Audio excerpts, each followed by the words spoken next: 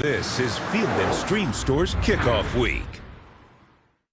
And Alabama claims the national championship here in 2015, downing our Clemson Tigers. Just under 8 months ago, Clemson discovered those final steps to the mountaintop are the hardest. We have to start over. Last year wins, last year touchdown. Is it going to do anything for us this year? It's always about what's next. We got to go prove it and earn it all over again. Instead of a return to national prominence for Auburn, last year became another forgettable season. But Tigers are said to hunt best when they are hungry.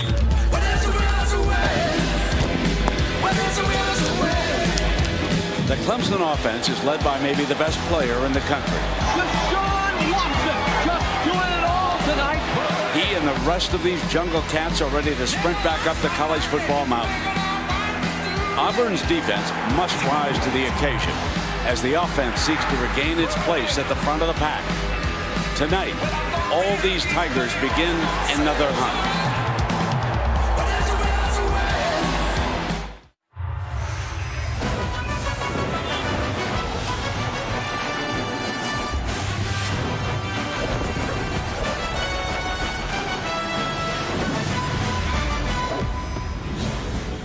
Welcome to ESPN's College Football Prime Time, presented by Geico. It's part of Field & Stream Store's Kickoff Week. And you are looking live at Jordan-Hare Stadium in Auburn, Alabama. Number 2, Clemson, travels into hostile SEC territory. And when last seen, these Tigers of the ACC were hanging 40 on Alabama. Auburn knows they must slow down the most hyped offense in the country, or it will be a long, long night on the plains. Good evening, everybody, and welcome. With Jesse Palmer, I'm Brent Musburger. Thanks for dropping by. We're going to hear from our new sideline reporter, Kaylee Hartung, soon. But let us start, Jesse, with this Clemson offense. Clemson can win the national championship because of that offense. You mentioned it. They put up 550 yards against Bama in the title game. When I look at their skill positions as a group, I think they're the most talented unit in the country. The receivers, they've got depth. They've got Mike Williams back, a preseason All-American from an injury a year ago. They've got a bruising tailback in Wayne Gallman. But the guy that makes it all go is their Heisman hopeful quarterback, Deshaun Watson, and he's the best in the country. First player ever in FBS last year. Throwing for over 4,000, running for over 1,000. He can hurt you in a myriad of ways.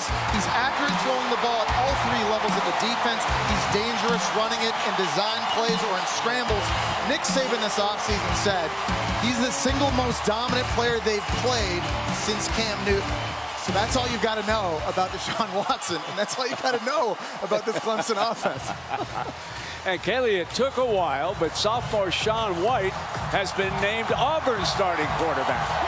Hey there, Brent. Glad to be with you both. Now, you wouldn't think that a guy who went 3-3 last season, threw just 1 touchdown and 4 interceptions, could make an argument to be Auburn's starting quarterback, but that's what Shaun White has done, and all the doubt that those stats evoke is one of the reasons why this staff believes in him. They know he's been doubted at every stage of his football career, and every time he's rebounded to prove the doubters wrong. Well, Auburn won the toss, and they will defer. So we're going to see this high-powered offense to start. And Artavis Scott, one of the fine wide receivers, number 3, is back deep to return this kickoff. There is Daniel Carlson, one of the best field goal specialists in the land, will put it down. Gus Malzahn, I'll be eager to find out what he has and maybe what he doesn't have here tonight.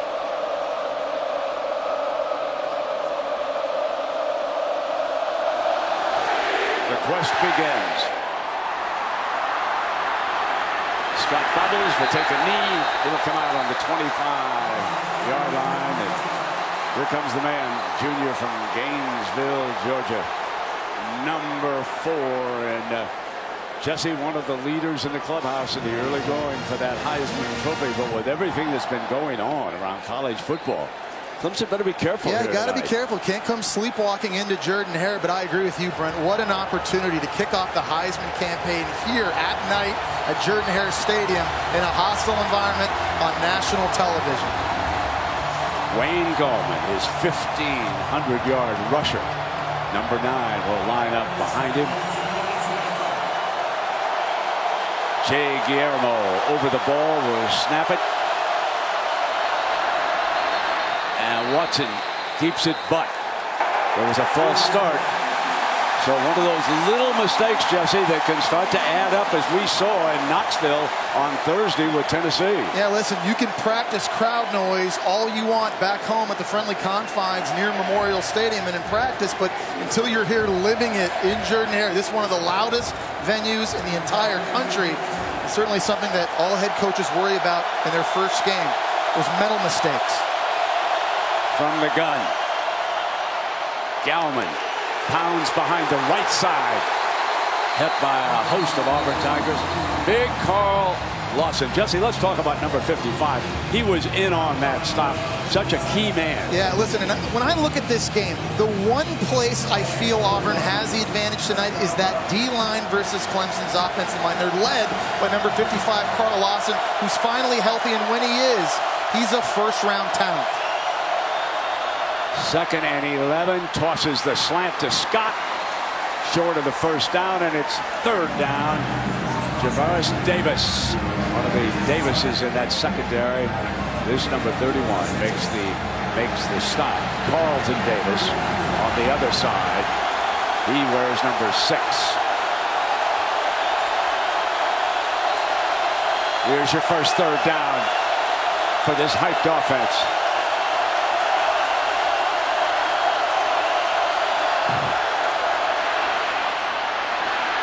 Scott, bingo, cross midfield. Great reception on Scott's part. His vision was tremendous as he turned back toward that pass. And it was a great read by Deshaun Watson. He had the one-on-one matchup outside with his roommate, Artavis Scott. Tight coverage on that play by Carlton Davis, but he back shoulders the throw. Little option look, and they turn Wayne Gallman loose, the redshirt junior from Loganville, Georgia. Everywhere you look on this offense, there's a veteran and there's a producer. They have welcomed back Mike Williams as one of the wide receivers. There you see Kane, Deion Kane, number 8. He's a sophomore from Tampa. 3 wide receivers. They hit on their first 3rd down of the night. They bring Jordan Leggett in as a blocker. Gallman comes and just barrels ahead for another first down across that 40-yard line. 3rd down was so critical. Great catch by Scott, and here they are moving the ball on their first possession. And I love watching Wayne Gallman run. He runs angry. He's a violent runner, and he's a guy that seems to get stronger as the game goes on. They've got to get him his touches, see if they can wear down this Auburn defense. Mike Williams is spread out to the right in this formation. Gallman, the running back. He's over on the short side of the field. Deshaun, though, looks the other way, and that should have been intercepted. Jonathan Ford hit him in a weak spot right between the numbers, huh? Yeah, Deshaun Watson was looking for Deion Kane in the slot on a slant route, and he overthrew this ball. And I think it surprised Rudy Ford. Check this out again. It kind of comes out high, and all of a sudden it was right on top of Rudy Ford. If he could have caught that, I think that was a pick 6. 2nd down. How about the neon light here tonight and this down marker at Auburn? I'm looking across the field at it on both sides. That should help the players. Gallman bounces back to the right side. Watson helps him lead the way. Lawson finally gets him down short of the first down. 3rd down. This Auburn defense has a lot of youth and a lot of inexperience, and this is a critical down right here early in this game to get a win. They understand the juggernaut that they're up against tonight, but they need to have positive plays happen early to gain confidence in this game. 3rd down and 5. Watson checks over to the sideline. The coaches upstairs have looked at the defensive alignment. Defensive coordinator now switches his linebackers. checkers game continues. 3rd and 5. Watson, a fine runner, now dumps it off. But he threw behind Gallman, and it is 4th down. And that's a break the Auburn defense needed. They bring some pressure. They're stunning and twisting up front. They forced Deshaun Watson up. He has an open Gallman. If he could have caught that, that would have for sure been a 1st down. Looks like now the Clemson offense going to stay on the field, maybe outside the range of kicker Greg Hugel. You've got to have great rush discipline here with Deshaun Watson and make sure he's contained. The corners press up. 4 receivers. Diamond on the left. From the pocket, incomplete, and it's Auburn football. Deshaun Davis, one of the 3 Davises. This one, number 57 on that defense, makes the play. And Deshaun Davis was sitting back at his linebacker position, spying Deshaun Watson. He was going to chase after him. If he took off scrambling, he just had his eyes on the quarterback. Deshaun Watson's eyes took him all the way to the throw. Big play for this young Auburn defense early to build confidence. Clemson knows that if they strike first, they can keep this crowd out of the game. Auburn knows that if they take charge, this will be one noisy scene here on the Plains the rest of the way. And here is Sean White, Boca Raton, Florida. Starts the motion. Kerryon Johnson and Truitt lined up in the backfield. A wide receiver. You know, they have lost so much at running back, so much production. When you consider that Brock Thomas transferred to Jacksonville State, Javon Robinson was kicked off the team. Barber jumped to the NFL. So right away on 1st down, they line up a wide receiver up behind the quarterback. There he is again, number 10. And there was movement by that offensive line. False start. That'll cost Auburn 5. Number 73, 5-yard penalty. 2nd down. We should mention, Brad, Sean White in at quarterback, and he won a 3-way competition here in the offseason. I think the reason he won the competition was because he's the best passer of the 3. They are a running team, but they want to have balance, something they didn't have last year. Very inefficient throwing the football. I think that's why Sean White gets the nod tonight. I think he gives them their best chance to win this game. So here comes Cox back into the backfield. There's that fake and the handoff again to Truitt. Still searching for that run game. It'll be 3rd down. Van Smith now. Clemson breaking in 2 new safeties here. Van Smith is one of them. Number 23. You know about those fellows that headed on to the NFL. Brent Venables against this hurry-up offense likes to substitute a lot. He'll have his hands full with all these kids on defense. You can see a late substitution here. Now Johnson checks in, number 6 for the 1st time. Kerryon Johnson. He flares. Throw back is high and caught by Marcus Davis. Davis, one of the veterans, and it will bring up 4th down. Tremendous effort there by Carlos Watkins, a preseason All-American. Did a great job seeing the screen and going back and making a play. And there's Brent Venables for the 2nd straight year. He's got to replace 8 starters on his defense.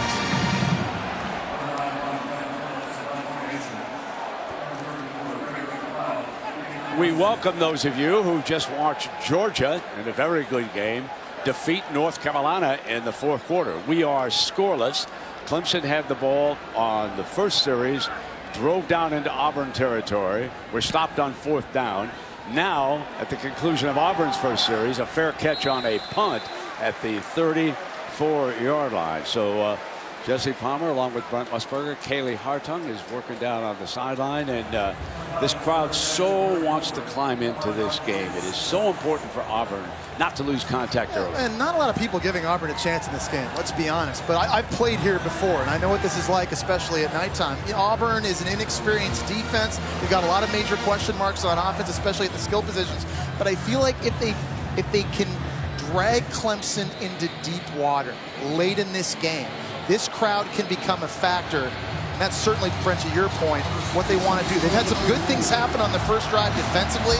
Let's see if they can continue that momentum. Watson was 2 of 5 on their 1st series for 27 yards. Hands it off to Gallman, and This is our plan for success, Jesse, brought to you by Northwestern Mutual. A lot of it, Brent's defensive now. First 15 plays is a key for the Auburn Tigers. They have to build confidence. If bad things happen, they could implode. And secondly, that defensive line we talked about, they've got to dominate. That's their biggest advantage in tonight's game. She'll blitz. Swing it to Gallman, the running back. And with a second effort across the 40-yard line on that play. So Deshaun Watson, one cool customer. I think Clemson offensively is really going to test that Auburn D-line. They're going to play with tempo, but you see how they're spreading the football to the perimeter of the field, trying to force this Auburn D-line to run east and west and get them tired and really challenge them. Gallman, who carried the ball 5 times for 21 yards, takes a break. Tyson Day, I should say Dye, number 22, in for the first time here tonight. Watson moves over behind him, uses him to protect, and he runs for the first down, and he is crushed. There is Davis, number 57 alive. It's his second big play in this game, and he sends a memo to Deshaun Watson. If you're going to run, big fella, we're going to bring the lumber. Yeah, Deshaun Watson is extremely decisive. When nothing's open, he puts his foot in the ground and gets north. But a big hit, remember, it was Deshaun Davis that knocked down the 4th down attempt earlier. On 1st and 10, Watson with time goes deep down the sideline, out of bounds, incomplete. Kane, the intended receiver on that play. And Javaris Davis, number 31, was the defensive back that covered. And conversely, I think Clemson's biggest advantage, especially on offense, is their wide receiver group against Auburn's secondary. Clemson, we've talked about, is deep. They're very talented, and they're big. Auburn's secondary is smaller. They're not very experienced, and they're thin. Adam Choice checks in. Among other things, Choice can also throw it from that running back position. This time he will carry it behind that right side. Crowder and through Morgan. Over there, the center is Guillermo. Mitch Hyde, of course, an outstanding left tackle. Taylor Hearn is at left guard. There's your Clemson offensive line. They have 62 total yards already in this game. 3rd down and 7.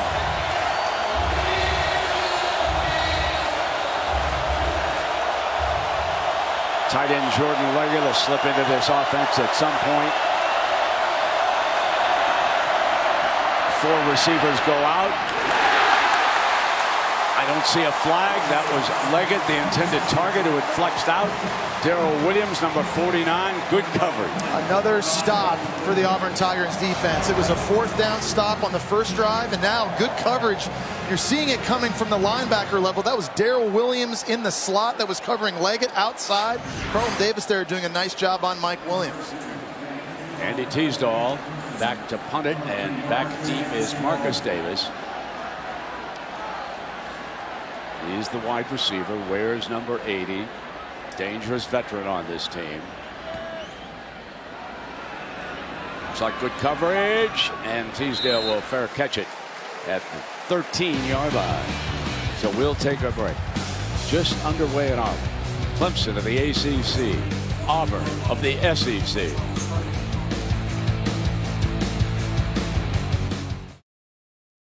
Watching the SEC on ESPN. Kaylee Hartung is down below, and Kaylee, some of the fans didn't get a chance to hear that story about Sean White, and he's the starter at quarterback for Auburn. Well, Brent, if you look at Sean White's numbers from a season ago, they won't give you confidence in why he won the job this season, but his story is so much more complicated than that. Now, as Rhett Lashley, his offensive coordinator, explained to me, this is a guy who has been doubted at every stage of his football career. In high school, he was invited to the Under Armour All-America game as an alternate to, of all people, Deshaun Watson. And as he heads to the sideline without him on the field, it brings us to the question of how many quarterbacks will we see from Auburn tonight? Yeah, exactly. Franklin, who was the JC recruit, is one of 3. We saw when they were huddled up. Very interesting. Jeremy Johnson had his helmet on, and so did John Franklin, who's on the field right now. So they want to disguise who's going to be in at quarterback. He hits Davis, read perfectly by the defense, and they blow it up. We expect to see all three quarterbacks, but why they have all three with helmets on is to keep the coaches from the coaches box for Clemson to call down and say, here comes number 5 or here comes number 6. Now Sean White, number 13, as Kaylee told you, is a starter, and he comes back in now in a tough spot. 3rd and 10. This is brutal for a quarterback. Petway is his running back. Handed off to the wideout, nothing doing. So all the trickeration amounts to very little. It's 3 and out, and Clemson's going to get the ball back. But it's impressive, Brent, for this Clemson defense, again, playing with 8 new starters, because Gus Malzahn's going to throw a lot of eye candy at you. He's going to have different quarterbacks back there. He's going to have trick formations and quick huddles, guys in motion and fake handoffs. And if you lose where the football is, you're giving up a home run. And right now, this Clemson defense, they look like they're playing at home. They look confident.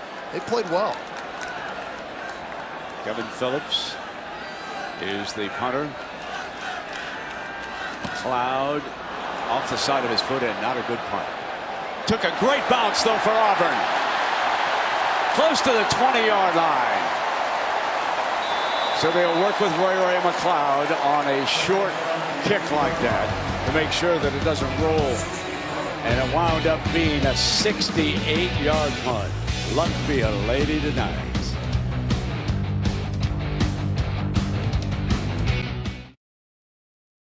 ESPN College Football is presented by Geico. 15 minutes could save you 15% or more on car insurance. And in part by Shop Field & Stream, where traditions begin. And how about that, Jesse Palmer? One of the all-time great entrances in college football, Brent. War Eagle. I was here one night when War Eagle took off. Went out, left the stadium. Later came back. He or she's you know, she'll run into a glass window from time to time. Deshaun Watson to Clemson. Quarterback draw all the way, and he's out to the 22 as we go to the studio. Adnan Virk for an update on USC Alabama.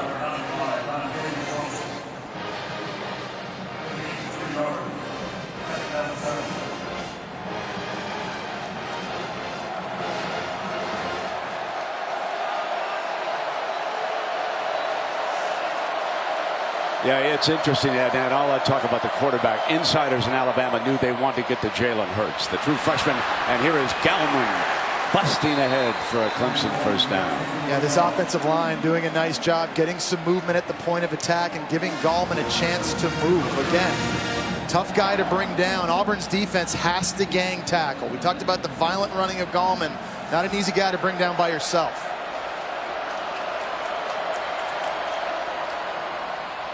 Coming back with him, jitterbug step, and came across the 35 with Trey Matthews. Well, Jesse, already Clemson with 80 yards of offense and Auburn with only 3. Auburn's offense is just searching for some kind of an identity.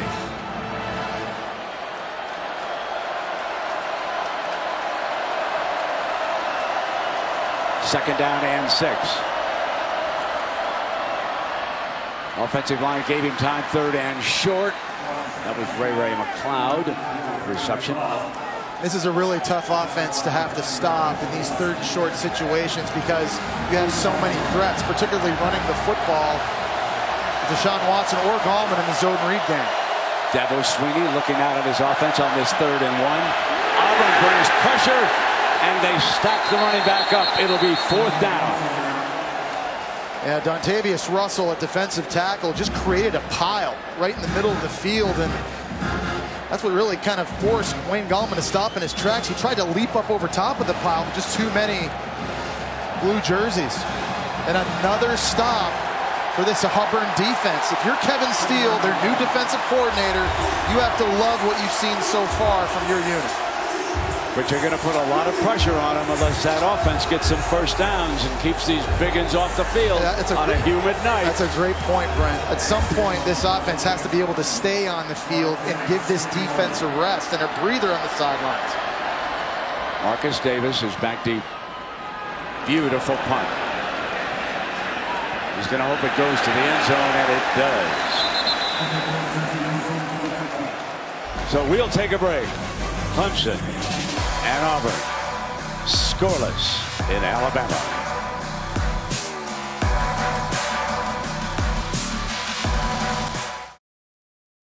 Scoreless, Clemson and Auburn, and Kaylee coach Gus Malzahn is searching for an offense. Well, Brent, after that quick 3-and-out series for the Auburn offense, Gus Malzahn spent the majority of that last series talking to his offensive line. The message was very simple. You could hear him from the sideline saying, we need to block. Well, here's his third quarterback, Jeremy Johnson, big fella. 6'5", 234. Down at the line of scrimmage. So we've seen 3 quarterbacks already. If you got 3 quarterbacks, it means you got no quarterbacks. And so we're seeing them situationally, right? Jeremy Johnson, a guy last year we'd see in the red zone or in short yardage situations. He's a better runner than Sean White, but at some point you got to create a rhythm on offense. Johnson takes off again. Now the last big-time quarterback that they had here, no, not Cam Newton, who's in attendance tonight, but Nick Marshall. Okay, Nick Marshall took them all the way to the national championship game before losing to Florida State. Nick Marshall, I was told by the SID's office, was cut tonight by Jacksonville. A little bit surprised by that. He was working as a defensive back, and I'm sure somebody in the National Football League. And here is Cam, who I told you he was out early watching warm-ups. Bo Jackson is here, 2 of the great legends in Auburn history. 3rd down and 7, and the big disappointment for us a year ago was that Johnson could not run a good passing game for Auburn. So here is an obvious passing situation, and they wait too long, and they call a timeout, and I hear the Boo-Birds in Auburn.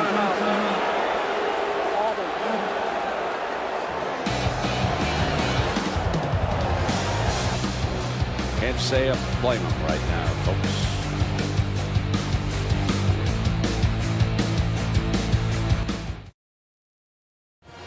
Hasn't this been a wonderful first week of college football? And look, we got more.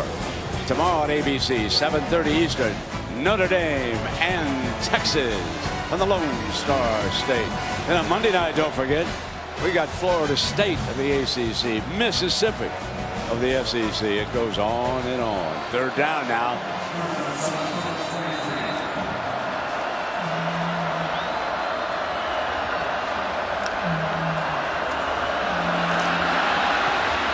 There's a penalty flag that was thrown.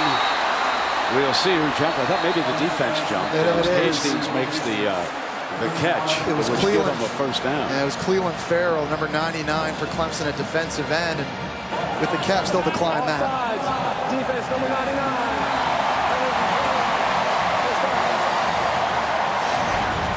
Playing on the road with a silent count, it can be tricky as a defense. They're trying to bring pressure, and there's Cleveland Farrell, who's taken over in the starting lineup. Remember, they lost Shaq Lawson, the ACC Defensive Player of the Year in the 1st round. They also lost Kevin Dodd, the 2nd pick of the 2nd round. So they're searching for new pass rushers as well. Cleveland Farrell right there, a little bit too eager. So Jeremy Johnson leads Auburn to its first down of the game. And the running back, Carry-On Johnson, number 21, when those fellows like Javon Robinson, Rock Thomas, and Barber moved on, the veteran was number 21 from Madison, Alabama. He's 6 foot 211.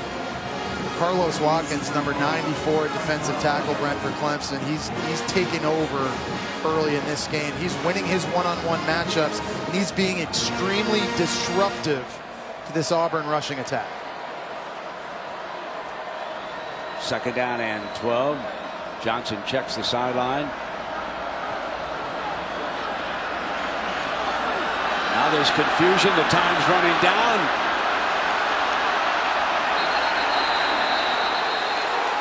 And it expired.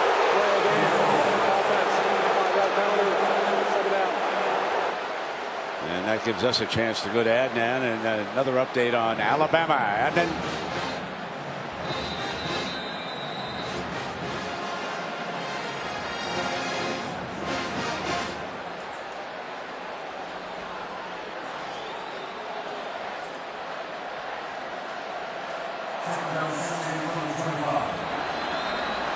Thank you for that. And it's 2nd down and 16 here after the penalty. Johnson to the 31-yard line. And Brent, I think the thing I'm most disappointed in Auburn's offense right now is the tempo or lack of tempo. You know, Gus Malzahn wants to push the pedal down. It's been very, very slow getting set up at the line of scrimmage. 1 first down, 19 yards of offense, and they're burning timeouts.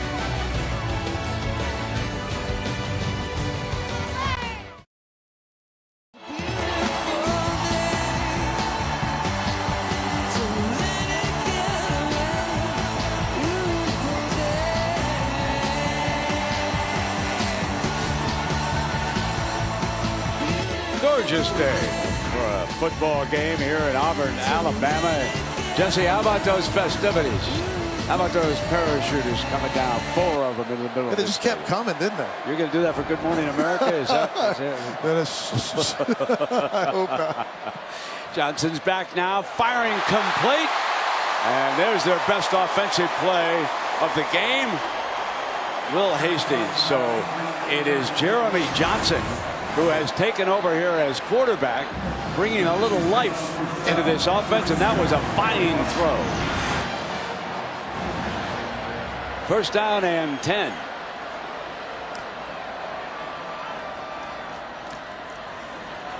Terrific defense at the point of attack. Yeah, it's Carlos Watkins again on the inside of that line. He's a preseason All-American, number 94, and you can see why. If there's a one-on-one matchup, he is so strong at the point of attack, and in pass rushing downs, he's too good of a pass rush in a one-on-one situation. So Auburn's going to have to start to work some double teams on him and trying to get him to move. 2nd down at 9. Johnson quickly checks the sideline. Now he's got to go to work. Got a great arm. That's Davis to the 40-yard line. Jeremy Johnson can make the wow throw. And that was an example right there. He's throwing the backside skinny post, and he has to get it there before linebacker number 10, Ben Boulware, can get outside. That is just a laser, and he puts it right in the body of his wide receiver. Back quickly now, and the tempo starts to pick up. The running attack, and Dexter Lawrence, folks, for Clemson. Number 90. This is one of the most ballyhooed young defensive linemen in the country. Only a freshman from Wake Forest, North Carolina. They have told us that he can flat move for his size. On a goal line offense inside the 5, you'll see him line up as one of the blocking backs. What a tremendous future he has for the Tigers. 2nd down and 7. Giving it to Johnson. And this will be about a 3rd down now and 6. But I do think, if I'm Gus Malzahn, I'm leaving Jeremy Johnson in the game now for a couple series because he's given a spark to this offense. They finally look like they have a rhythm until that play.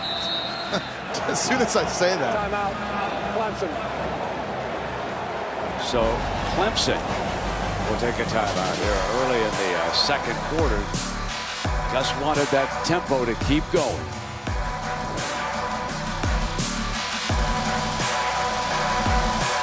Of the poisoned oak trees at Toomer's Corner, they're back, and this young man has come armed and ready.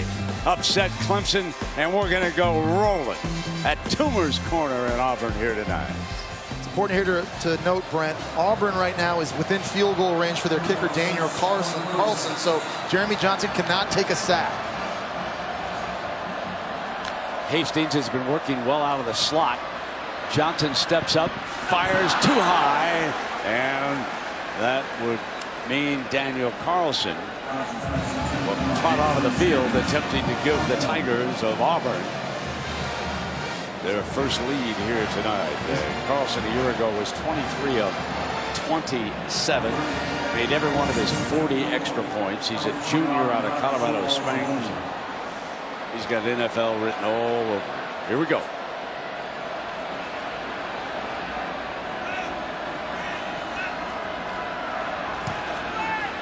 On its way, 53 yards, and the underdog strikes first.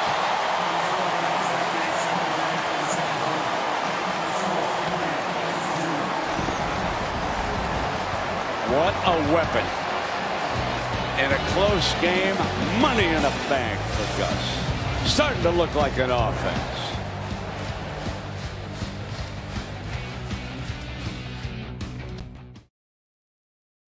Welcome back to ESPN College Football Primetime, presented by Geico as part of Field and Stream Store's kickoff week. Speaking of a kickoff, here comes Carlson again. Clemson deep man is about 3 yards in the end zone. The wide receiver, Scott.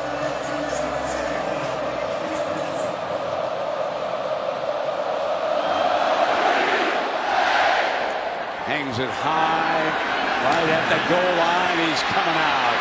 What a tremendous kickoff. Oh, man, what a weapon. They'll start from about the 15 or 16-yard line. Well, Jess, as I spoke earlier, a couple of big games still ahead of us. Yeah. Tell me what you make of Ole Miss and Florida State Monday night. I cannot wait for the battle in the trenches in this game. Dalvin Cook at running back for Florida State's a Heisman hopeful. He's got all 5 of his offensive linemen returning, but I think Ole Miss's defensive line might be better this year without Robert Kimdiche. Of course, they lost to the NFL. They've got a lot of weapons, and Marquise Hayes, Isaac Gross, a defensive tackle, back from injury. I think the battle in the trenches right there is going to really determine that game. First down for Deshaun Watson and the Tigers. Scott comes over to the right side of the formation. Line holds low and reception. Williams first. Welcome back, Mike Williams. Suffered a broken bone, small one in his neck, when he collided with an upright last year. Nice job getting down to the ground and securing that catch, getting the hands under it, putting in his body. Nice job. You can see the respect that Javaris Davis was giving him. Quarterback draw again all the way for Watson, who's an outstanding runner, and he's short of that 30-yard line. And Brent, Mike Williams makes this Clemson offense so much more dangerous. He's got the speed on the perimeter of the field to just run right by a corner, take the top off of defense, but at 6'3", 225 pounds, he can also climb the ladder and win those 50-50 balls in the air. He's a nightmare for DBs to have to worry about. 2nd and 9 for Clemson. Watson going back to him for the first down, doing a terrific job, and that time they put Carlton Davis over there, the veteran defensive back, and this is a fine play. Yeah, and that's what I'm just talking about right now. Carlton Davis is Auburn's biggest, most physical corner, but he's no match for the body and the strength that Mike Williams has. First down and 10. Here comes Gallman pounding away. He was taken down by Matthews. Excuse me, Jeff. That's okay, Brent. When Clemson starts to roll and they can start distributing the football to Mike Williams outside, Wayne Gallman at running back, Jordan Leggett at tight end, and Octavius Scott, there's just a myriad of problems spread out all over the field that Kevin Steele, Auburn's defensive coordinator, has to worry about. Such a poised offense when you've got a veteran and a player like Watson. Hit, escapes.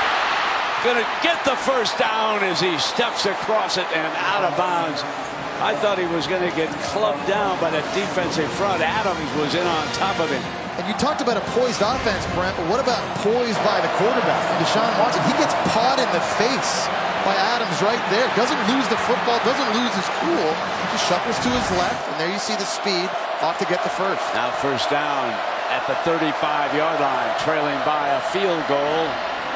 Here comes Gallman behind some of the big ones, cuts back, makes the most of it to the 26-yard line. Nick Ruffin, one of the safeties. Again, it's back there at that safety position.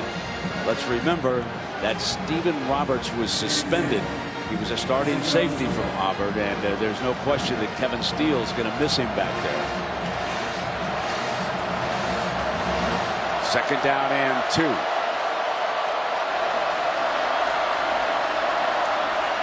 They show pressure. Watson stands in, delivers a strike. How about that for accuracy? Going back to Williams.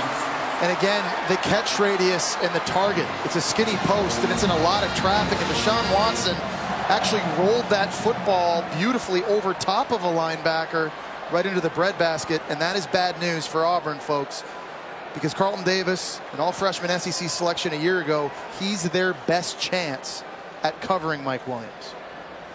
Jesse, how good has this drive been? I mean, Watson comes up, he's got a quick check of the sideline, but basically he's in charge out there. But he's getting the ball to big number 7. That was something obviously we didn't see any of last year because of the injury, but you see how much Mike Williams can change the complexity of this offense because he provides you chunk plays, explosive plays. As we go back and take a look at this injury to Carlton Davis on that last play. See him down, and Gus Malzahn out there taking a look. He's kind of crouching over top of him right now. Obviously, hope everything's okay. Ball got thrown into the body, just kind of draped on top of him, and it's kind of hard to see really where that injury may have occurred. Laying on the ground, I don't know if that's an upper body deal or if that's a lower body deal. It was a big collision as he was trying to bring him to the ground. Nick Ruffin, number 19, came in, and not sure if he got the wind knocked out of him, but good news right now, he's up and he's walking off the field. So it'll be a first down for Clemson across the 15-yard line on the march on this drive. They started back at the 16-yard line. They've moved 71 yards in 7 plays. They're getting an average of 10 yards a play on this drive.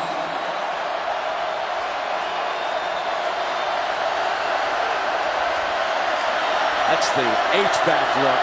Leggett over to the left. Williams, they wanted to give it to him for a touchdown. He was defended by Halsey, who had come in as a replacement.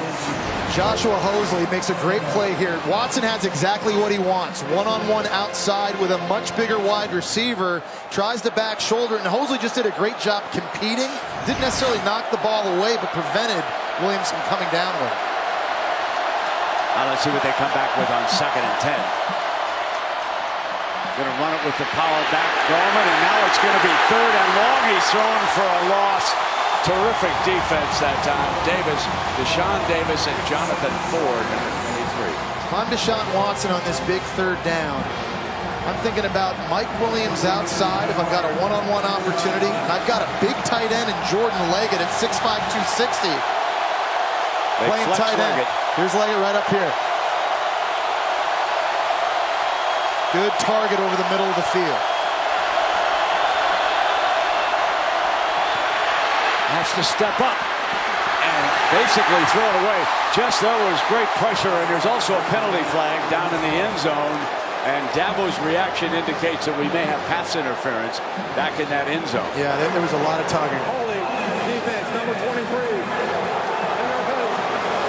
And that's what it was, Brent. It was defensive holding on Rudy Ford. He's only 6 feet tall, 205 pounds, and against a much bigger tight end, he just had to hold on to him. It's coming right here. You see 23 just grabs him on the trade. Dabo wanted it, obviously. He knows that was a flag. I think everybody in the stadium knew that was a flag. Leggett caught 40 passes a year ago, and 8 were for touchdowns. So he becomes a huge target. They were trying to get the ball to him now. And after the penalty, it'll be a 1st and goal. And Brent, here's an area where Deshaun Watson's legs become very, very dangerous. It's normally inside the 10-yard line that you see him keep these footballs. Makes it very, very dangerous to stop with 2 weapons in the backfield.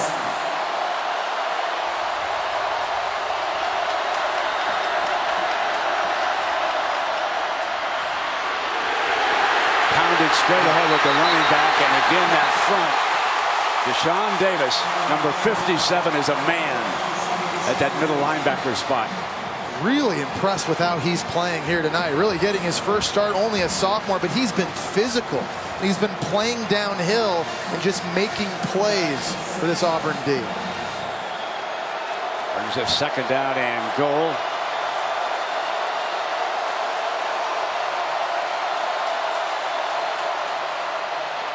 There's Watson, running ability. Down by the 1-yard line, and that'll bring up a 3rd and goal. And if I'm Clemson, I'm just going right back to that again, using Wayne Gallman as an extra blocker and getting the bonus. Deshaun Watson just seems to have a knack for finding creases. He's got such good feet, change of direction. Now Watson on a quarterback draw, he might walk in. 3rd down and goal.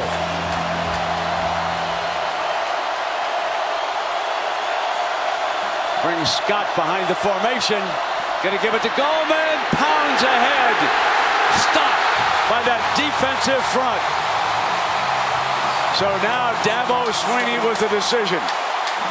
You're inside of the 1-yard line. Why not go for it? Safety Trey Matthews. Here comes some big fellas onto the field now. Wow. Here comes Lawrence. We told you that freshman defensive tackle, and they're going to bring him over to the sideline now because there's an injured player.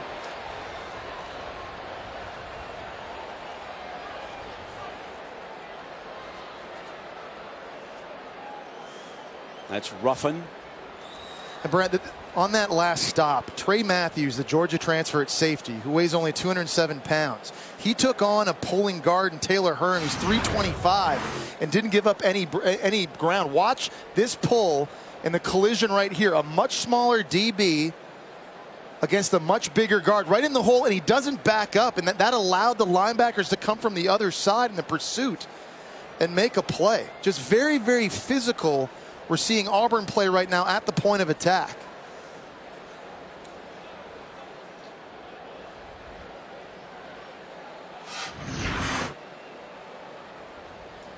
Looks like Nick Ruffin, number 19 for Auburn, on the ground. That's the second DB we've seen down for the Auburn Tigers here on this series, and the second starter we've seen down.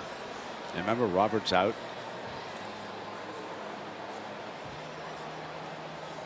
The report down below from Cayley is that Davis could come back into the game. He was shaken up, but clearly Ruffin has to come out to the sideline now.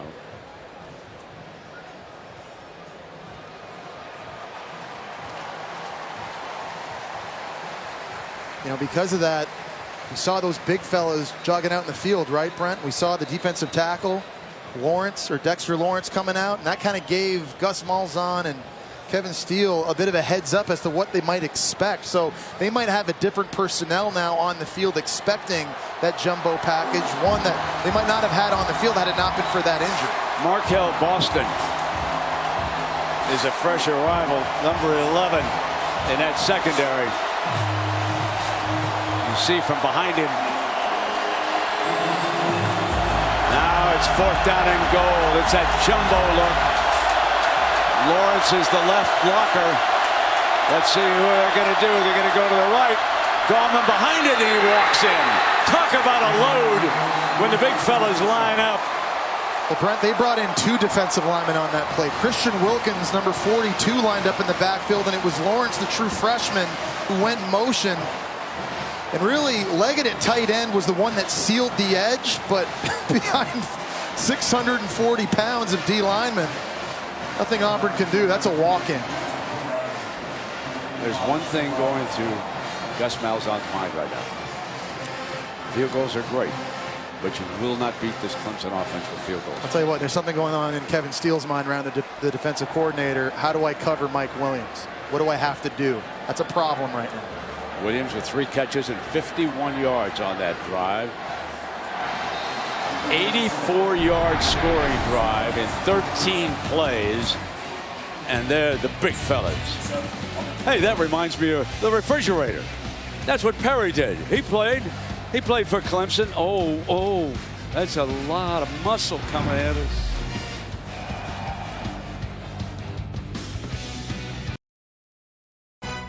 ESPN College Football is presented by Geico. 15 minutes could save you 15% or more on car insurance.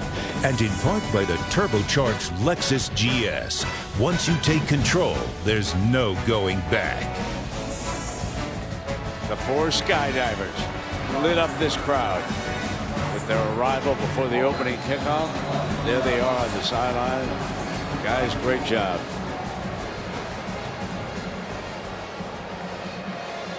Alabama's pouring it on, and they have found a quarterback. We're going to show him to you right after this kickoff. We're going to go to the studio. Pulls that one. Ugly.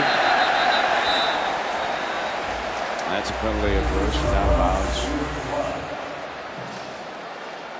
So let's go to Adnan Burke for an update. Adnan, new quarterback in Tuscaloosa, my friend.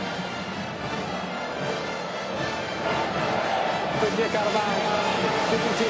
The ball be placed at the 35. First down.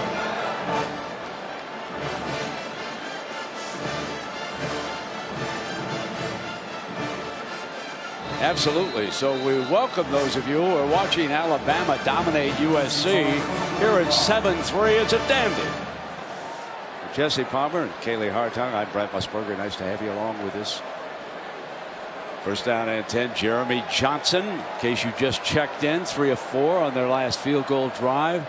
He's taken over as the quarterback. Here's a quarterback draw, tripped up, and the big fella still gained about 3 yards. So since Jeremy Johnson's been in and stayed in, this offense has been sparked a little bit. They've had some quarterback run success, but really it's been because of his arm. Gus Malzahn has to stay with him. Sean White started. John Franklin also played. Johnson sacked. Guess who? There is that big freshman Dexter Lawrence, run blocking for the touchdown. He is an All-American looming. He's just a natural, Brent. He understands how to use leverage and how to use his hands. Brent Venables saw that on tape watching him in high school. Just watch him down here at the bottom, one-on-one, and just too big of a body, and the quickness to get up on Jeremy Johnson quickly and the strength to drag him to the ground. Third down and 19. You got to expect pressure here if you're Jeremy Johnson. Brent Venables loves to dial it up on third. Here they come. Got him again at the 15. Fourth down, forced a punt. Christian Wilkins, who's normally a defensive tackle, playing defensive end in this game because Austin Bryant, their best pass rusher, is out with a foot injury. He's a great athlete. Remember, he caught that fake punt against Oklahoma. He's out here again just working off the right tackle, Robert Leff, who's now given up 2 straight sacks on 2 straight plays. I think Clemson's defense has found a weakness up front for Auburn, and they're exploiting it. That's McLeod back deep. Kevin Phillips to punt it for Auburn.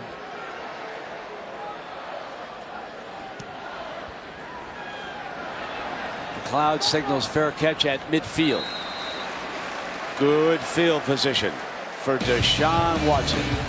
What a wonderful story about Deshaun and his mom. And so happy to see that Deshaun's mother's here. We'll tell you that story when you come back.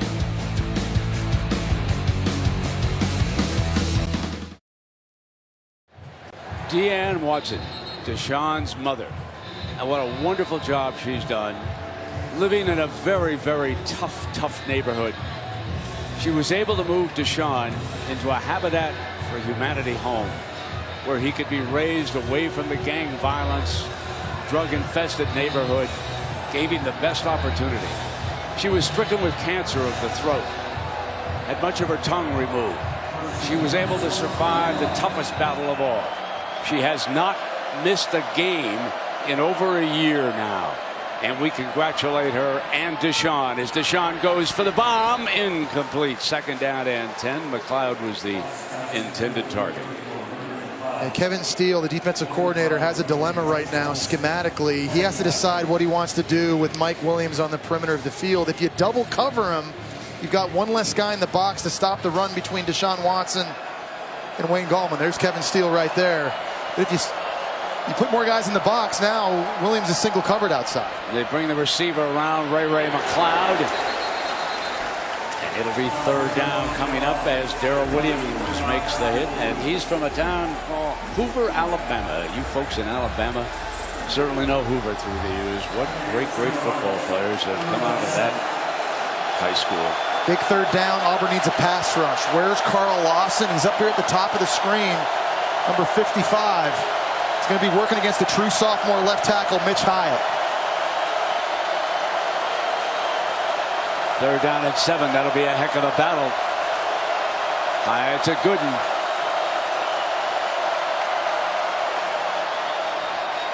Got a little double team help. Fire for the first down to Williams. But credit that offensive line. Lawson was coming to get it stripped. They take it away. Now Dabo's saying he stepped out of bounds over here.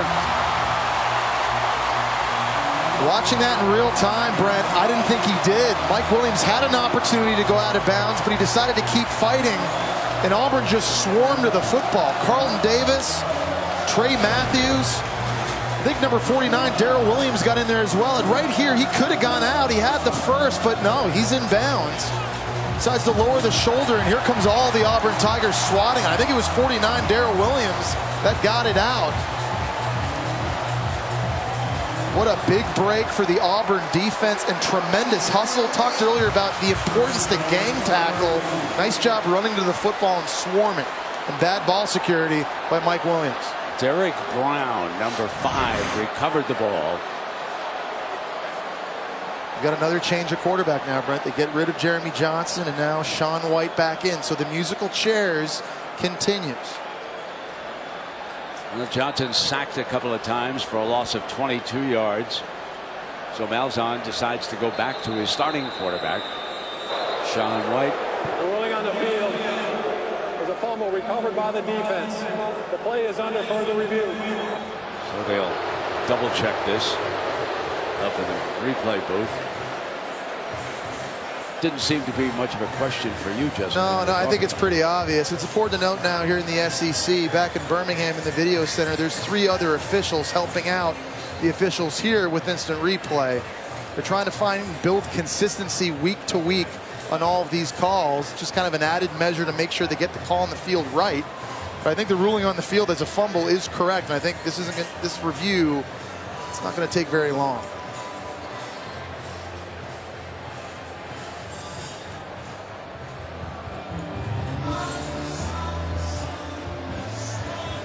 Well, we have a moment. I'd like to send along congratulations for a good friend and a terrific coach, Paul Chryst at Wisconsin. What a job they did at Lambeau against LSU. Shut down that high-powered running attack. LSU staged one of the day's major upsets. Just a tremendous performance by Chryst and the Badgers. Take a look at this again here, Brent. Did he step out? No. Foot still in. So I think what they're going to look at, Brent, is they're looking at whether 49, Darrell Williams, was out of bounds when he swatted that away. If he's in fact the person that swatted the football out of Mike Williams' hands and he was out of bounds, then that's still Clemson's ball. Take a look at number 49 coming in here. He kind of looks like he leaves his feet, but he was out of bounds when he swats it away. Right there. Or is it number 28? See, the hard part about this is finding out who actually causes this fumble or who touches the fumble. See, 49 to me looks like he actually claws it out when he's still out of bounds. Watch right here. You see that hand right there by 49? It's coming in. He's out of bounds.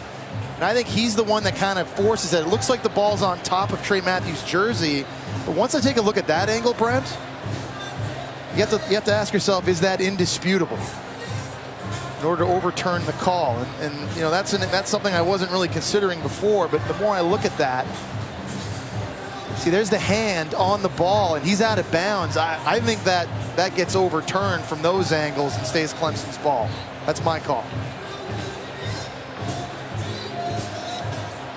One of the added benefits back in Birmingham in the video center of having extra eyeballs on this to really get multiple opinions. It's important to note, though, at the end of the day, it's the officials here on the field that have the final say.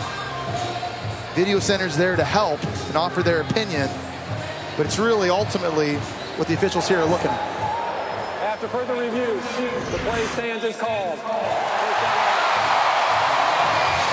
Well, indisputable, the key word on that play. They didn't find that it was indisputable evidence, so they're going to let it stand. And here comes, remember, Sean White back in at quarterback, 1st and 10, 4:45. I just want to clarify one thing. I meant officials in the booth here have the final say with respect to instant replay, not on the field.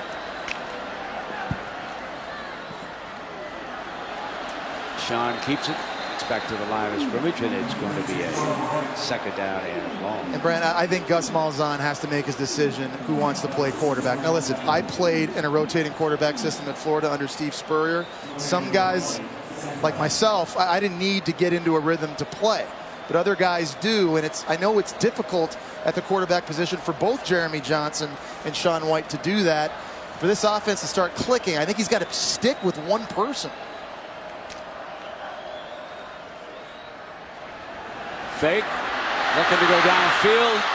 Breaks a tackle and scrambles out to the 41-yard line. Pagano brings him down. So the thing about Sean White, he's got better running ability than people give him credit for. He's not a game changer like Nick Marshall or Cam Newton was, but you got to remember, he had a knee injury last year against Arkansas, and he wasn't the same quarterback in the second half of the season. He's healthy now, and he's a good enough runner, just enough to make this defense respect him. This is an opportunity here on third down. If there's pressure, he can buy himself time and get off a throw. Gus would love to send Cam Newton in for this play. Third down and 4. Deflected, incomplete, forced a punt.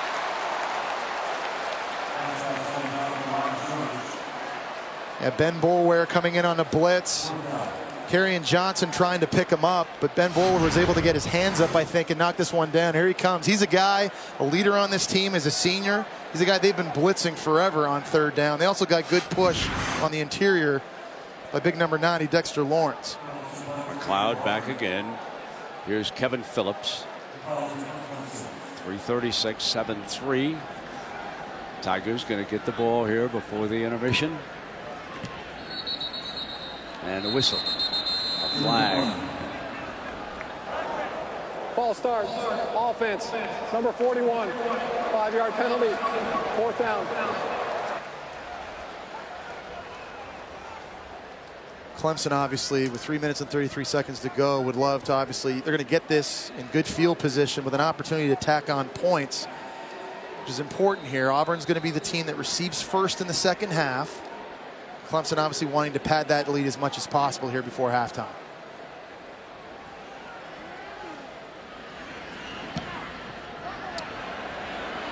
McLeod going over to the sideline. Fair catch at about the 23-yard line. Adnan, what's brewing for halftime?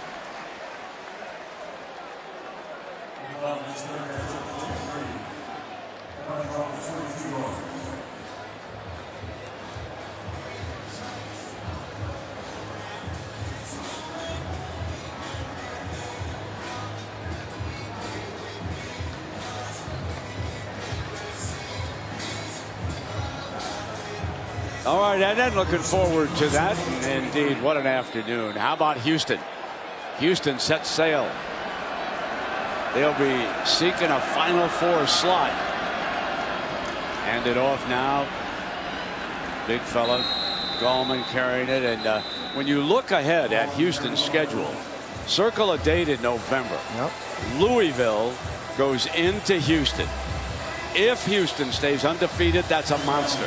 Folks, one of the sleepers in the country, along with Houston this year, is going to be Louisville. Beware Petrino after a few years. Man can flat out coach. When he gets off his motorcycle, he's good. Here's Deshaun Watson scrambling, and he's short of the first down. So critical again on these passing situations that Auburn keeps their lane integrity. On that last play, they did not. They had two players right in the middle of the field, and Dontavius Russell and Montravius Adams basically run into each other, and Deshaun Watson's just too seasoned. When he sees a lane, he's decisive.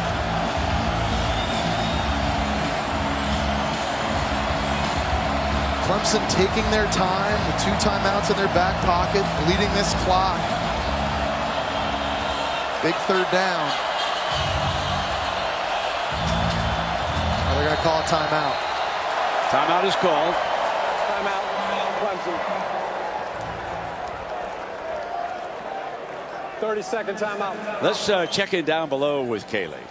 Well, Brent, all night you've seen Cam Newton's feet firmly planted on the Auburn sideline, but as he told me before the game, he's in a tough spot here. He will always be an Auburn Tiger at heart, but his relationship with Deshaun Watson is very important to him. Deshaun Watson talks about his relationship with Cam insofar as one where he's like a big brother to him. When they talk, they don't talk football so much as they talk about family and the kind of men they want to be and the kind of lives that they want to lead. Now, Deshaun first met Cam back when Deshaun was a junior in high school, and the relationship has built since then. And as Cam says about Deshaun, this guy hasn't even scratched the surface of the things he can do at the college level. They had a quick embrace before the game, but very few words exchanged. Yeah, Kaylee, what was interesting about that picture when they embraced is how big Watson is. We were waiting upstairs to see where he would come up to Cam Newton, and not quite his equal, well, but close to it. Cam Newton wearing the spiked shoes. I mean, those Louboutins, that doesn't give you a lot of lift, Brent. You know that. They're down. Oh, Jesse knows the shoes. Gotta have a good shoe game now. You're the MVP of the NFL. They're down and two, Deshaun. That's Leggett who stays in constant touch as the H-back, and timeout is burned, and they're out of timeouts. Well, it's the first game of the season. And wow, there you go. Dabo said, come on. We're supposed to go, Leggett. Get in the right spot. We can snap the ball. You know better than that. You're a veteran.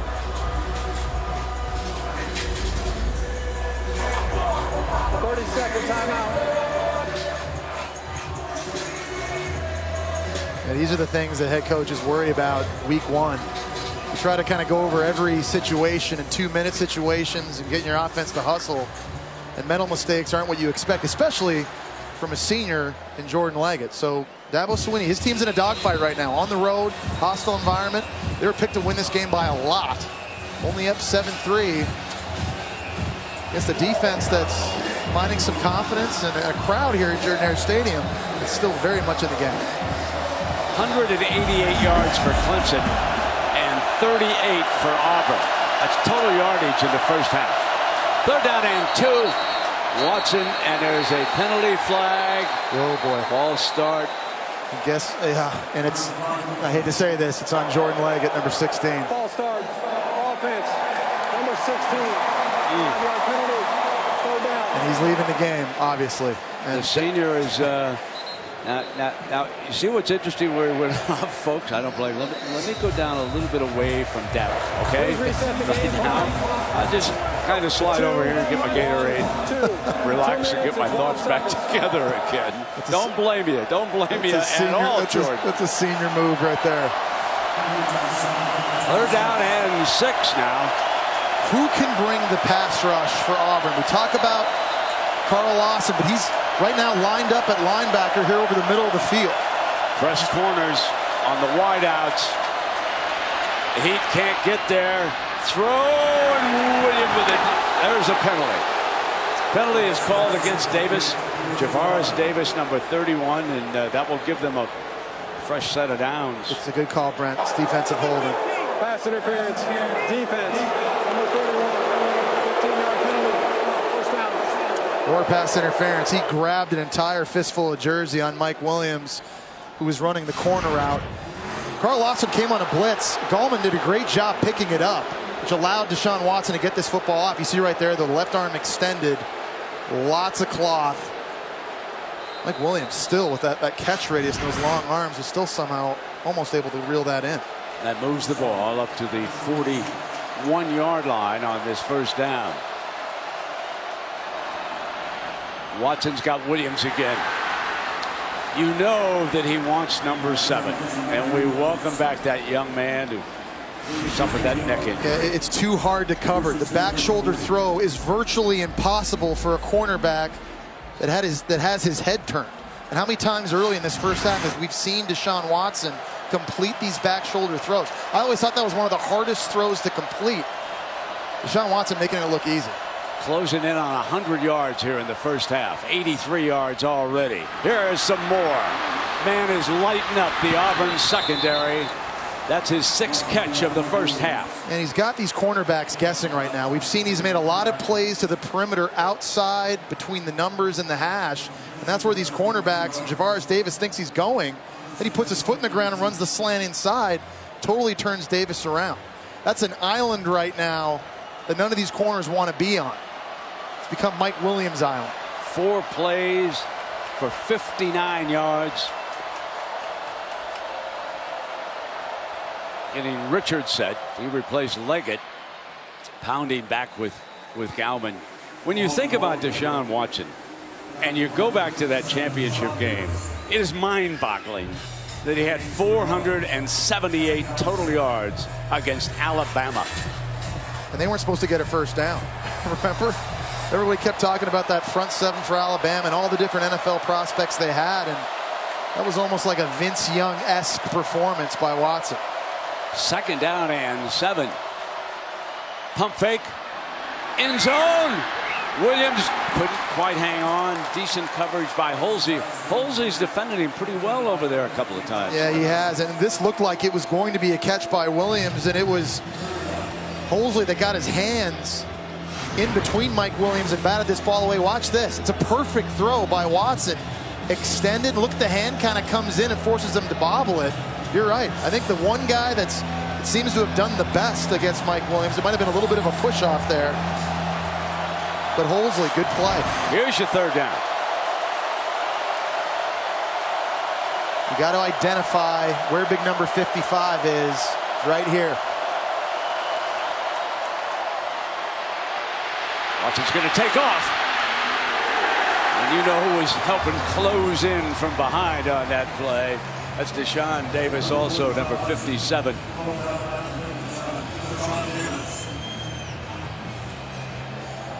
Another big win for this Auburn defense. They're going to force a field goal here and go in at halftime down 7. I think you'd say that was a pretty good scenario for Gus Malzahn and Auburn heading into this game.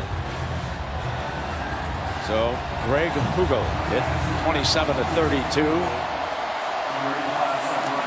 On for his 30-yard attempt. He was the most field goals in the country last year. This guy was virtually automatic. Pulls it to the left, but through. And it's a 7-point lead here in the first half. 10-3. Clemson goes up. You know, we've talked about Mike Williams, and I want to take you back. This was a nasty, nasty looking injury. Now watch number 7 and go back to the goalpost. Oh!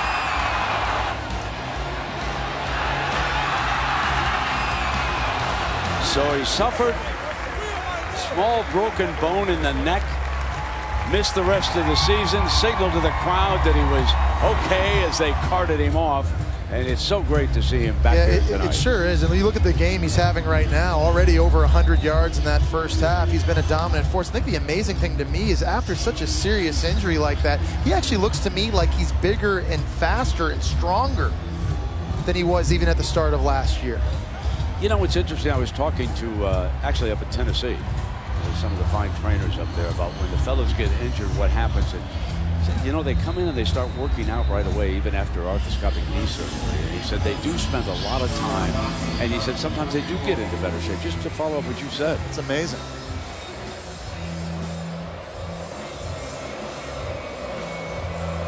That's Ford back deep that you saw. On the ground to run the seconds down here in the first half. There's a penalty flag on this play as the clock runs back down. They're going to get a hold on Ryan Davis, the wide receiver, who's playing on the kickoff return team. And that, of course, means that the first half's coming to an end, I believe. Holding during the return. Number 83. 10-yard penalty. First down. And now, correction. Decline. Halftime. So it was declined, and that's halftime. And so it is 10-3 Clemson. So it's the BMW halftime report. Adnan Virk, Joey Galloway, Danny Cannell. Take it away, Adnan.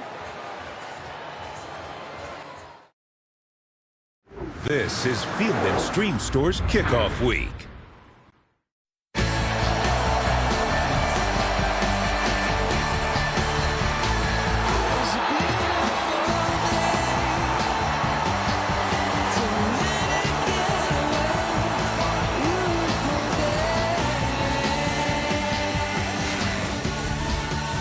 Welcome back to ESPN's College Football Prime Time, presented by Geico as part of Field & Stream Store's Kickoff Week. Welcome back, everybody. We've got a competitive score, certainly, 10-3. Clemson leading Auburn. Jesse Palmer, that's a misleading score. We talk about the Clemson offense all the time, but the Clemson defense is pretty good, too. I think that's really the story right now in this game. They've held the Auburn Tigers at just 38 total yards, 1 yard rushing. They've only run 23 plays. I've been really impressed by this unit that has 8 new starters. They're dominating at the point of attack. Up front on the defensive line, they're creating penetration in the run game. They've sacked Auburn quarterbacks twice now. Those numbers on the right, that's the bad news for Auburn. But the good news is, you just kind of mentioned, Brent, they're only down 7 points. I think for Auburn to get back in this game offensively, they've got to pick a quarterback, stick with them, but they've got to get back to running the football. Tougher job for USC. They're now down 45-6 to Alabama. Wow. I don't think there's anybody out at USC that wants to have that Roll Tears t-shirt, huh? Roll Tide, and they're rolling. 10-3 as we get ready to start. Auburn will handle the ball with the first series, having deferred after they won the opening coin toss.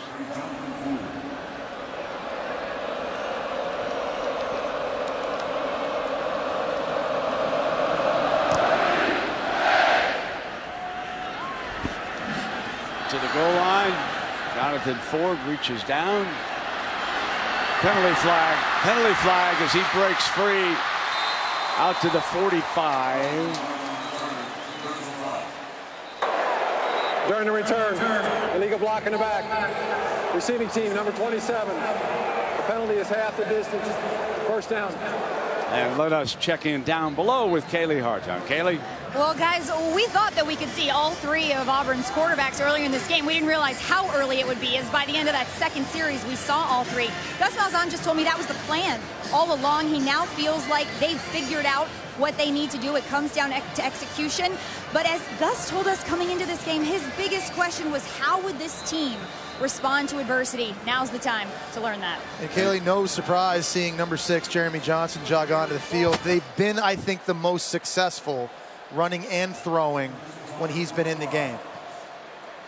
Kerryon Johnson is the running back. He's number 21. Jeremy Johnson, 3 of 4.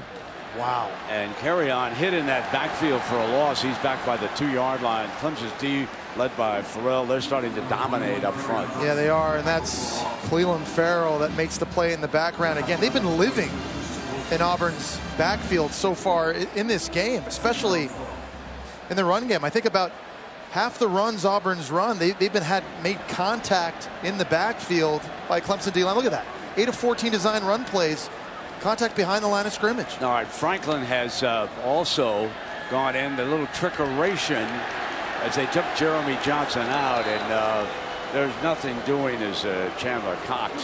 The second time they've tried running that play. Snap. Yeah, Carlos Watkins, number 94, again, able to get penetration. Auburn's offensive line has just been overwhelmed, and in particular by the interior of this Clemson D line. Carlos Watkins, we've seen the true freshman Dexter Lawrence making plays. Christian Wilkins. And now here you have a 3rd and long backed up. You've got to have a plan here at quarterback. If you're Jeremy Johnson, you cannot hold on to this football because Clemson has been in the backfield all night.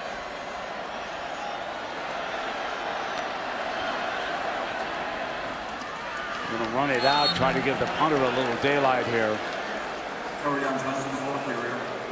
Just really impressed with Clemson's defense. They're just fitting. There are a bunch of guys out there that haven't played in a lot of games. The defensive line is eating up blocks the way they are and getting pushed. It just opens up lanes for linebackers and DBs to fit up into. Brent Venables, we talked about it. 2nd straight year, he's had to replace 8 starters. His unit right now playing lights out. So McLeod, the punt returner, figures to give Deshaun Watson tremendous field position here. He's got a fair catch at the Auburn 45-yard line. And so Deshaun comes out 11 of 19 tonight for 148 yards. Has not yet thrown a touchdown pass nor an interception.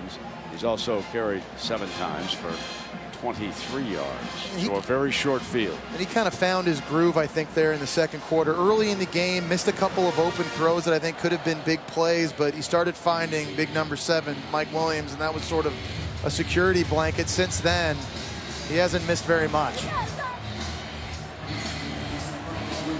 Number 57, Deshaun Davis, signaling, moving defenders around. He's played very well defensively. Gallman, and keeping it was Watson after the fake, and challenging him on the sideline is Nick Ruffin, who was shaken up.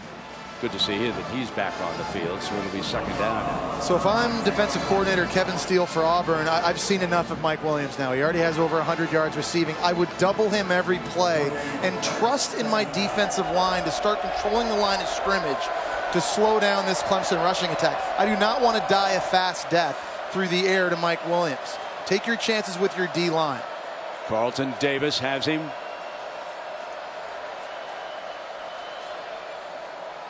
Deshaun looks the other way and underneath to the 39, and Hunter Renfrow, first catch of the game. With the injury to Williams last year, Renfrow stepped up big, especially in that national championship game. He caught 2 touchdown passes early against the Crimson Tide. Really in the playoffs, right? He had 3 TD catches. He had another big one against Oklahoma in the semifinal. Just a guy that has a good feel for working in soft spots and zone coverage over the middle of the field. 3rd down and 5. Here comes pressure. Watson stands, delivers. Williams, what a great catch. Juggles it and comes down with the football. Big time. What got this play off, though, was Wayne Gallman at running back, giving him time in pass pro. You see there, Carlton Davis draped all over Mike Williams, but we talk about the catch radius and the big body, able to shield guys off and long arms, and able to make that catch. So here's the snap, and Deshaun will come back, give it to the big fellow who protected him that time. Gallman's had another fine day. Carried it 17 times for the Tigers here tonight, who lead it by 7. We talked about him, Brent, getting stronger as the game goes on. 17 carries and counting. This is generally the time in games that he can wear defenses out. Carlton Davis backs off now. This receiver package going to go deep to the end zone. Williams pushing, catches out of bounds, and drops it. And that was Carlton Davis. It was interesting to see him back away. Thought that Deshaun might take a shot. That was the call. That was phenomenal coverage that time by Carlton Davis. I was glad to see a no call here. There was definitely some contact going on, but Carlton Davis turned his head around to locate the football, and that's a good no call. We talked about Carlton Davis. He was injured earlier. Good to have him back on the field. Again, he's their best chance to match up mano a mano with number 7, who's now out of the game. Brought Nick Ruffin up over the top. Gave him a double team on that time with the safety. You can see Deshaun Davis creeping up on this 3rd and 7. Firing back to incomplete. So that time it was Jonathan Ford was over on the coverage against Renfrow. The defense has held up their part of the bargain in this game so far. It's now time for Auburn's offense to wake up. Help get this crowd back in the game and do their part. Completely one-sided from Auburn tonight. Blythewood, South Carolina. Greg Hugel. He's already kicked 1 field goal here this evening. Ooh. Pulls this one through. That was a great hole. 40-yard field goal attempt. High snap, and Seth Ryan able to get that football down. Nice job. David Estes was the long snapper, and the coach actually had a word for him as he came over to that side. Great job, as you pointed out, by Seth Ryan from Summit, New Jersey.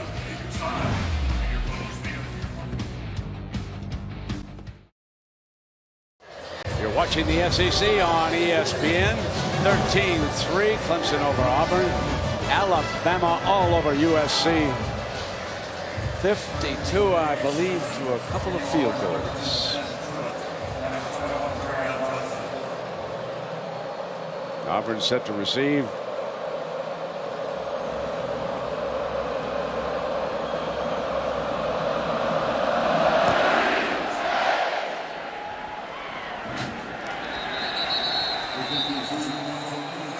Well, it has not been an easy task filling this man's shoes. Cam Newton had to beat Clemson in overtime to preserve that early, Jess. Yeah, listen, Cam Newton's a once-in-a-generational type player, and there have been many guys that have had to take over. Barrett Trotter and Clint Mosley, Kyle Frazier and Jonathan Wallace. I think Nick Marshall probably did the best job of all of them. He was once a defensive back at Georgia, now playing DB in the NFL. And we have yet to see how Jeremy Johnson and Sean White's future will turn out, but difficult to live up. Now we're going to try Franklin. John Franklin's number 5. He's the JC transfer. Got the ball into Johnson's hands, and one of the few times tonight we've had a great looking run from scrimmage. They want the penalty flag, and they're going to get it. Yep. Late hit over here on the sideline, so that'll give this team a little bit of a lift. Now if Franklin can run this read option that Malzahn draws up, maybe that gets something going. 15-yard penalty, first down.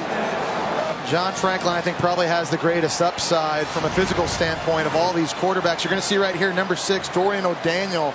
He just comes in way late. He tried to hold up at the last second, but that's the right call. Offensive coordinator Rhett Lashley right there. There's an explosive play finally for this Auburn offense. Moves the ball across midfield now for Auburn, and there is Franklin on the read, handing off again to Kerryon Johnson. Now the one thing that Clemson defenders are doing, they're freezing a little bit on this because they know how fast Franklin is. John Franklin might be, I want to say might be, the fastest man on this Auburn team, we've been told. This is starting to open up things. Let's see what happens when Franklin gets a chance to run it. Handing off, doing a very good job. Number 5 is patient.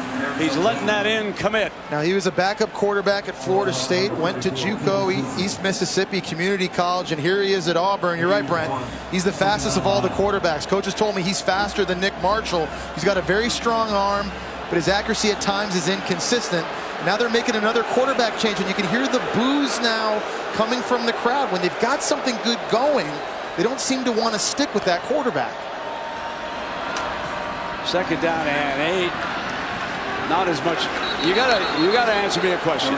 Why would you make that change, Jesse? Why would you do that right there? Yeah, see, personally, I would. Easy for me to stay standing all the way up here.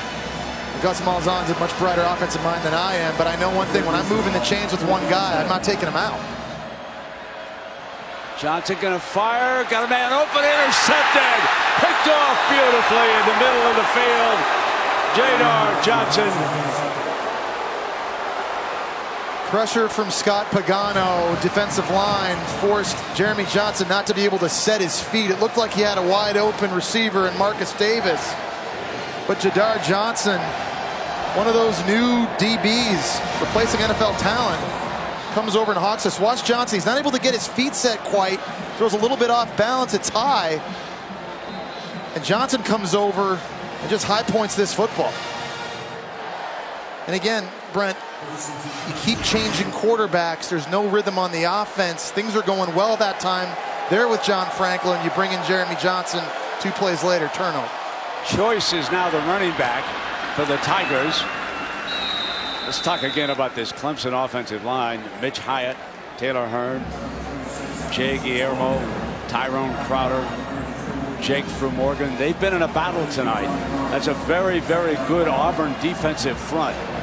And they have rounded out 89 rush yards and 166 passing for Clemson here tonight. But they've had their hands full that offensive line with this front. You can see that right there. You see the penetration that those big fellas are getting for Auburn. And well, Auburn's I'm not sure that I've ever seen the quarterback position managed quite like I've been watching here tonight. I got to tell you that. Yeah, no, it's frustrating. It's frustrating for these Auburn fans as well. Because the defense right now, I mean, they're back on the field again. They're not getting a chance to break. And they're making plays themselves, keeping this team in the game. But they need the offense to carry their own weight. I think a big part of that is just sticking with one guy. 3rd and 6 now. Here comes the defense. Floats one outside. Intercepted. Picked off by Holsey. What a fine game he's played. Defended Williams twice in the end zone. Now they got some field position. Now what are we going to come off of here on offense? And yet again, the defense bailing out the offense. We were just talking about that. You mentioned it. Holsey's been the best secondary player tonight. That started with pressure up front for Auburn, getting back to Deshaun Watson. Going to be coming from the right-hand side. That's Carl Lawson beating the left tackle Hyatt around. And just a great job of the cornerback getting his head turned around, locating the football. Carl Lawson doing a nice job not slamming Deshaun Watson. potentially getting a roughing the passer penalty. Sean White will take the snap. He's the quarterback. Quick pitch now to the outside, and Truitt. So Truitt picks up 9 yards on that catch. So here is Sean White trying to keep it going now with a little tempo. Brent, no matter who's in the game, tempo. Get back to doing what you do. Play fast. Another quick pitch, and the receiver was in a little bit too tight. That's an incomplete pass. The two offensive players, there wasn't enough daylight over there. So it's 3rd and short, and this is a play that they got to be able to run and run the football. What Auburn wants to do offensively is to run the ball. Their offensive line is getting beaten at the point of attack all game long. This offensive line now needs to come out of their cleats, create a new line of scrimmage, convert this.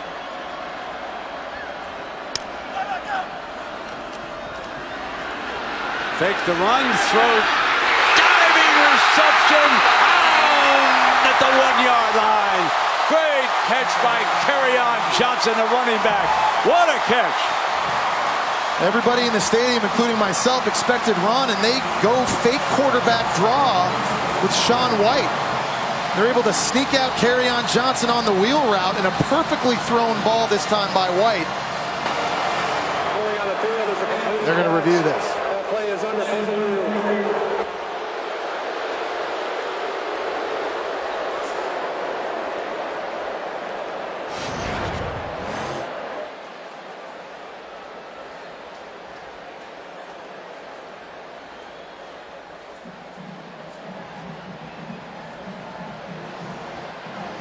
So he's got the football in. Looks like his right hand. He dives out there, brings it into his body.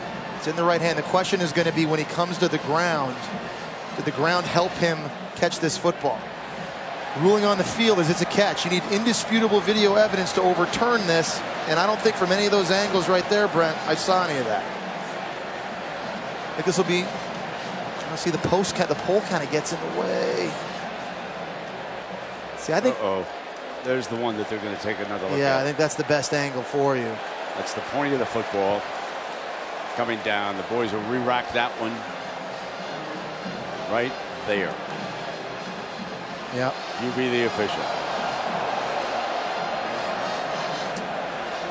That was a tremendous effort by Johnson stretching out to catch that ball.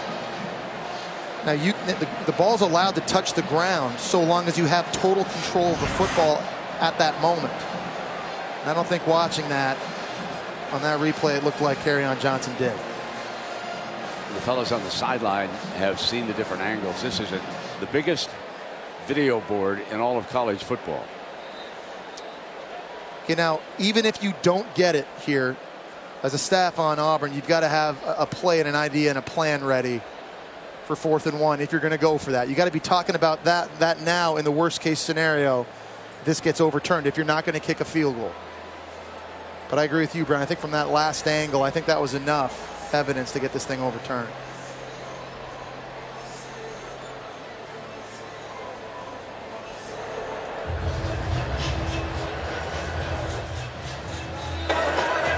After further review, the ruling on the field is an incomplete pass. The ball is 4th and 1 at the 26.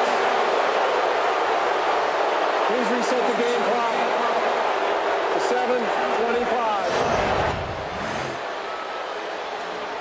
They're going to go for it. A field goal makes it a 1-possession game. Gus Malzahn here showing a lot of confidence in his offensive line. They've had a tough go at it tonight with this front from Clemson.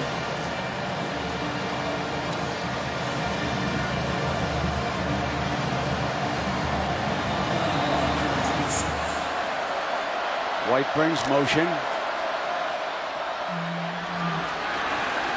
Kerryon Johnson got the handoff, and it looks like they're going to give him the first down. Judging from that side official who came running down, 1st and 10. There was a nice job in the interior of that line that time by the center Xavier Dampier, left guard Alex Kozan, just getting a hand on blitzing linebacker Ben Boulware and just knocking him off balance. It's all the room that Kerryon Johnson needed. Big gamble pays off. So the ball is just across the 25-yard line, and the umpire detected a false start. False start, offense, number 73, 5-yard penalty, first down.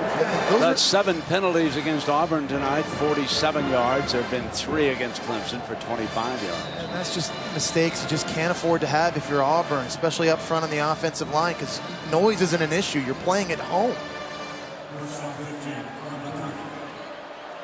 Dampier, the center. White, the quarterback. Johnson, the running back. Clock's running down inside of 5.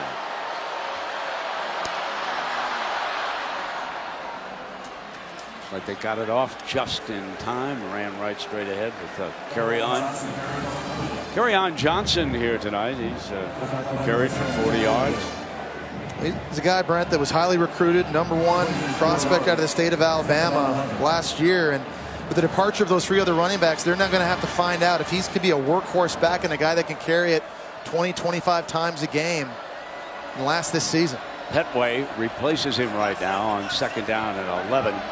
Petway goes 240. He's out of Montgomery. A little bigger, more powerful back. White's in trouble, and he is sacked at the 33-yard line. That time, Kendall Joseph, middle linebacker, just mugged the center, Xavier Dampier, and was able to push him backwards. But Clemson, this is a position that they've had, you're going to see him right here coming in. They've had a lot of success at that middle linebacker position. Stephon Anthony a few years ago, 1st-round pick. B.J. Goodson last year, drafted by the New York Giants. He might start for them, and now here's number 34, Kendall Joseph, replacing big shoes and making a big play. White very frustrated. Dampier's coming back on him as center. He tripped over his own leg that time. 3rd down and 17. Fire complete. Just shy of the 1st down. Marcus Davis, the senior from Boynton Beach, Florida. And they don't know who their playmakers are offensively. Marcus Davis, senior receiver, making a big play. Now you've got another 4th down again. 4th and short. Gus Malzahn keeping the foot down on the pedal. Chandler Cox, H-back, checks back into the game. 4th down and 1. Trailing it by 10. And timeout called by Clemson. Burn their first timeout here in the 2nd half. Dabo wants to talk to his defense. Still a lot of time left in this football game. Huge play when you come back.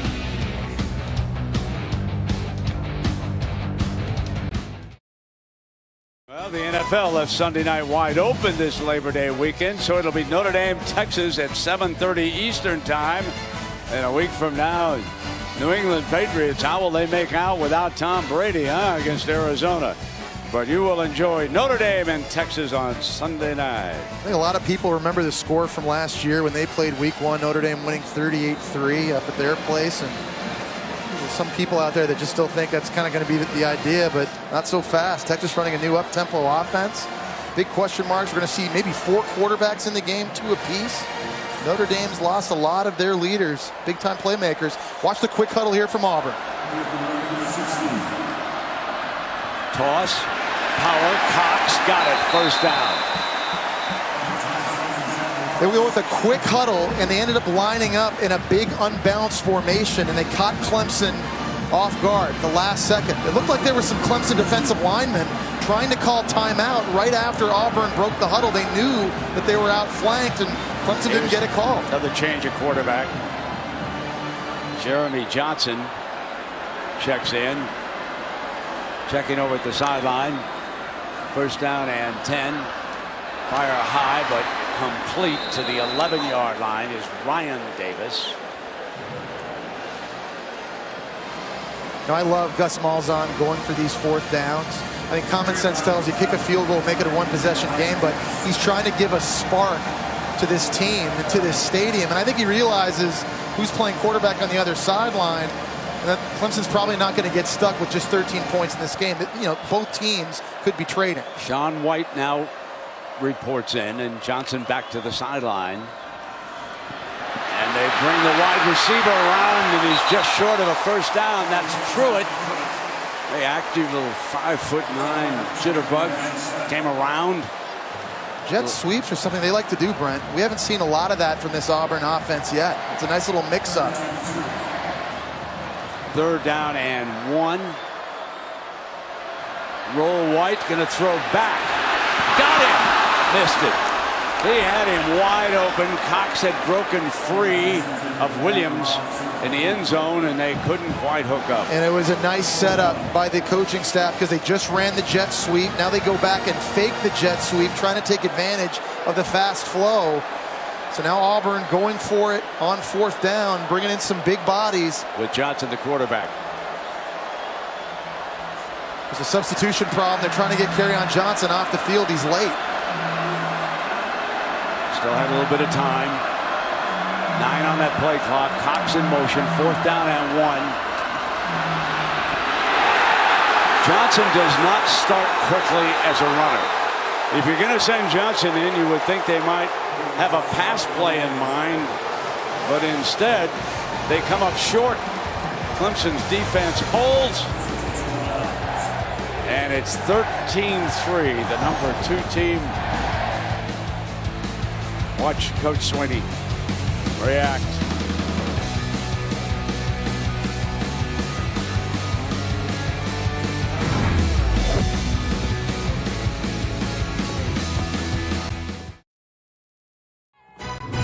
ESPN College Football, brought to you by Field & Stream, where traditions begin.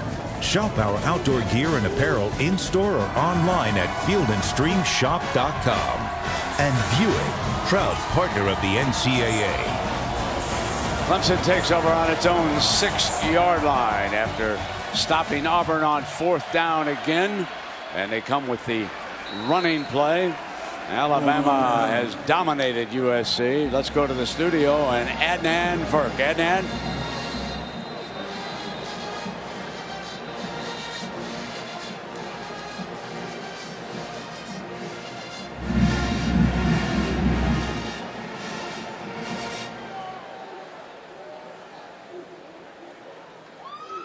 Oh my. It's not a good opening weekend for the SEC, Justin. Yeah, Mississippi State went down to South Alabama. Missouri had a really tough time with West Virginia as well. We see an Auburn injured player. It's number 95, Dontavius Russell. However, folks, there's always Alabama. 52-6 is the final score. The Tide rolls over USC.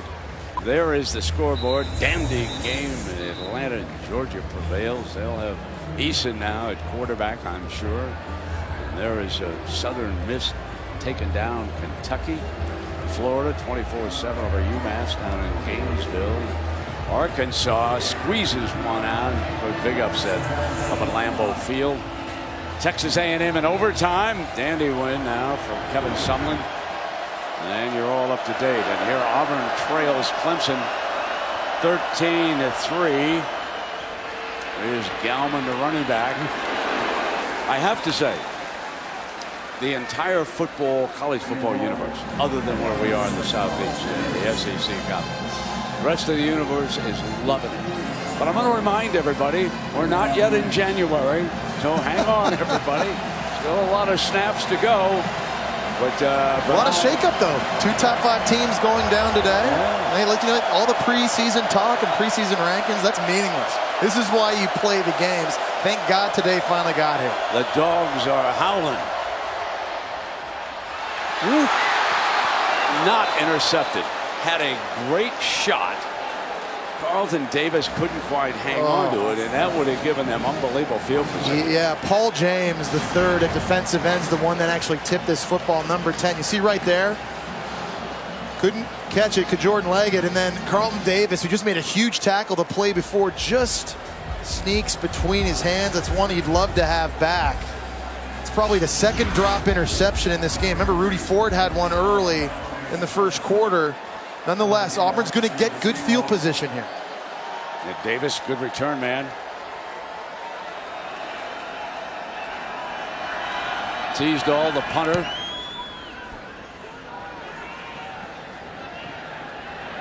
They'll work with half a field. It's down at the Clemson 49-yard line. And of course, we talked about Notre Dame and Texas Sunday. Then on Monday night at 8 p.m., Ole Miss and Florida State, SEC, ACC, just like we got here, Jess. Yeah, I'm excited for that. Chad Kelly, last year's leading passer in the SEC, a dark horse for the Heisman. Dalvin Cook, another Heisman candidate, Florida State. Take a look at Bo Jackson. You know what he's shaking his head about? Come on, somebody explain to me how we're handling this quarterback. Why can't anybody be as good as an athlete as I was? I can see how that might be frustrating.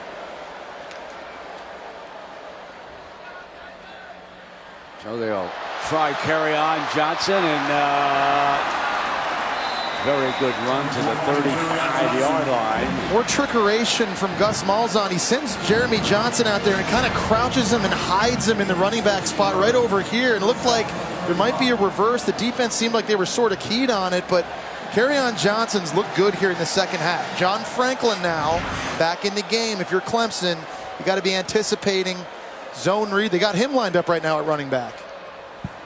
Yeah, they go to Cox on a direct snap. 34-yard line, 33. Now it will be second down. I got to imagine at some point, with all these quarterbacks crouched in these running back spots and they're faking handoffs to them, at some point there's going to be a play where Chandler Cox hands off to one of the quarterbacks and they throw it. We've seen that formation and that play multiple times now, and I think Clemson's got to be careful. Sean White in at quarterback here on 2nd and 8. Quick pitch to the outside for the first down. Beautiful read by White. Ryan Davis from St. Petersburg, Florida. And he's down in the red zone. Can Auburn finish this drive? You're exactly right, Brent. He just looked, that was supposed to be a run play. He just looked out and saw Ryan Davis uncovered and spit it out to him. He's got it again here if he wants it at the top. Come back with carry on and pounds down to the 15-yard line. Dexter Lawrence, the freshman. And we've still got an entire quarter to go. If Auburn can strike, remember they're an underdog in this game, we could have some fourth quarter coming up. It's 13-3. It's an uneasy lead for the number 2 team in the nation.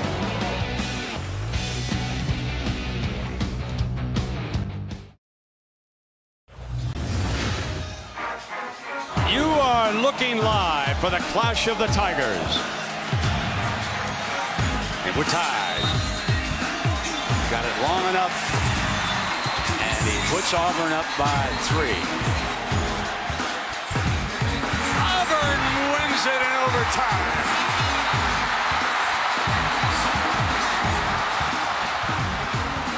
And then for Cam Newton, that gave them a chance to move on and win a national championship. And that night he came back after a really bad first half, finished 7 of 14, 203 yards. Gus Malzahn was the offensive coordinator. Gene Chizik was the head coach that night. So here we go, 2nd down and 7. Franklin, remember, had checked in as the quarterback. That read option look, and Kerryon Johnson, just seeing number 5 back there, has opened up huge holes for Kerryon Johnson. But one of these times, it won't be coming up next. He's coming over to the sideline. Yeah, the issue that I think Auburn has in the red zone in these sorts of situations, especially a wide receiver, they don't have a lot of big bodies that can go up and make those tough catches. See one of these big formations again with the quarterback crouching at running back. Now they shift. Cox coming around, play action, going to drop it off. Nothing doing here. It is 4th down. You're down by 10 points, and I'm going to raise the here comes the field goal unit. You want to get yourself back into one score here. Yeah, and earlier I understand what Gus Malzahn was trying to do, but I think he's even surprised at how well his defense is playing in this game. And exactly, you're right. Make this a 1-possession game now. Just see what happens. You've accomplished your goal. Deep water in the 4th quarter.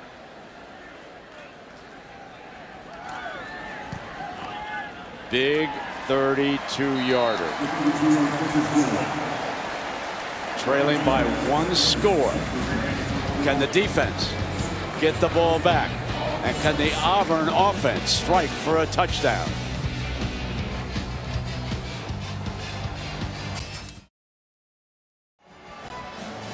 You're watching the SEC on ESPN. Well, be on the lookout for the Taco Bell student sections of passionate fans like these here at Auburn all season long. Go to ESPN.com/Taco Bell. Learn how to win your chance to join your school student section of the college football playoff. Very much alive, aroused when Cam Newton's picture appeared up there on the big screen.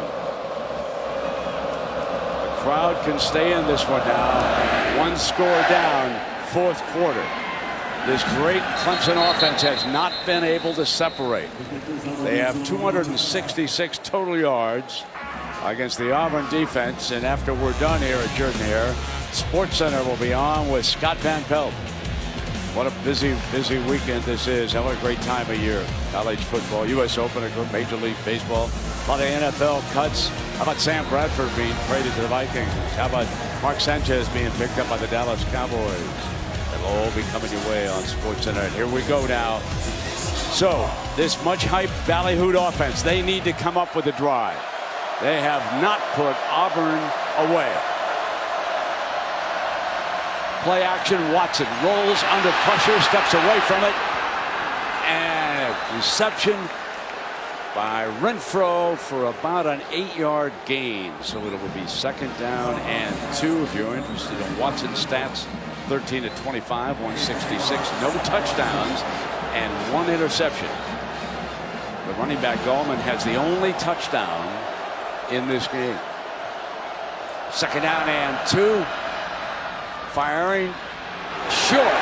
What a great tackle that time.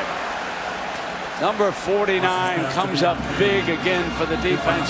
Darrell Williams on Kane. Yeah, these linebackers for Auburn have just been flying around, being physical this entire game, sideline to sideline, laying hats. Here's a huge 3rd and short. We talked about this defensive line for Auburn being the strength of their team. Big down right here. This would swing momentum way back in their favor. This crowd would go off. Kevin Steele's defense holding its helmets high, but this is a toughie at 3rd and 1. Watson communicates with his running back. Got the slash hole, and it is 1st down for Clemson. And Watson gave him the right advice there, didn't he, folks, when he turned to him? Yeah, and Deshaun Watson just makes really good decisions. And it's not just not throwing interceptions or taking care of the football or reading coverages. It's in the run-pass game, in the zone read game, audibling at the line of scrimmage.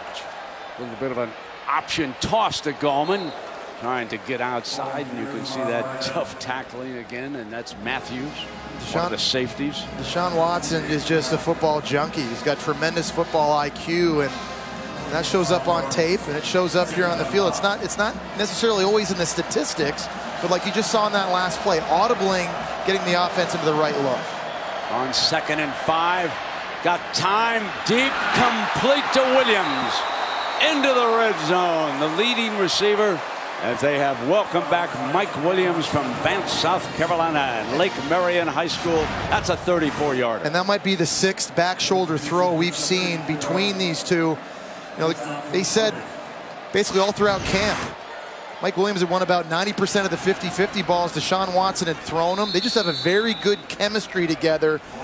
And Watson does a really nice job reading Williams' body language and knowing where to put the football to give his big target a chance. Gallman picks up 2 yards, so it's 2nd down and 8. Quick flip now to the outside. That's Artavis Scott. There's the penalty flag. Oh. And Trey Matthews has played too much football. After the play, unsportsmanlike conduct. Defense number 28. Half the distance. 1st down. He's got to know better than that. The Georgia transfer, he's made some big plays here in this game tonight. But he's got to keep his cool in this situation. Yeah, Artavis Scott, he's leaning over him, flexing on him a little bit, but you can't have that from an upperclassman at this juncture in the game. Gus Malzahn can't believe it. And that makes it first down and goal.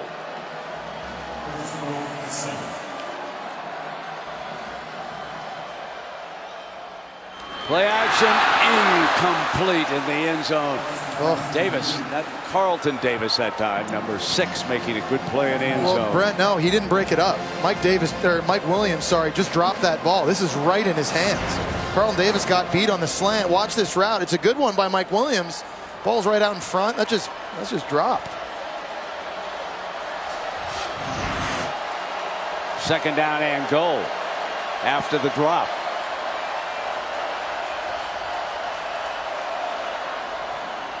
Watson, no place to run. Stone back at the 17. Jonathan Ford. Kevin Steele bringing some heat that time. This is very impressive defensive performance. Yeah, Rudy Ford's outstanding in the nickel. He's going to be coming off the edge here. He's got tremendous speed and quickness. He's trying to become the first Auburn player ever to lead the team in tackles 3 straight years. There's Kevin upstairs in the booth. What a game he's called, huh? Done a great job with these kids. He's a lifer. Around coaching. Been with a lot of programs. And a terrific job here tonight. Third and goal. Here comes pressure.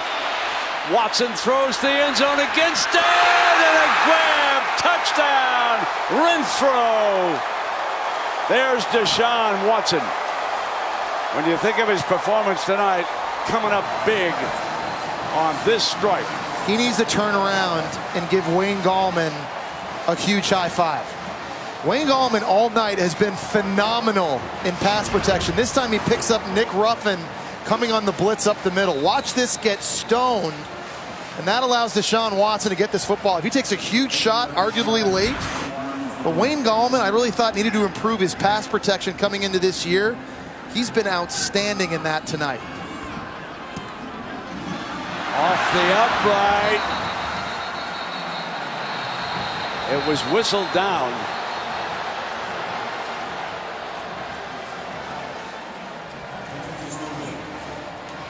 So still inside of 10 minutes to go, and now it is 19-6. After that extra point hit the upright.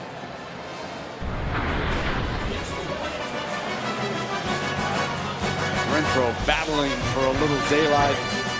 A two-hander.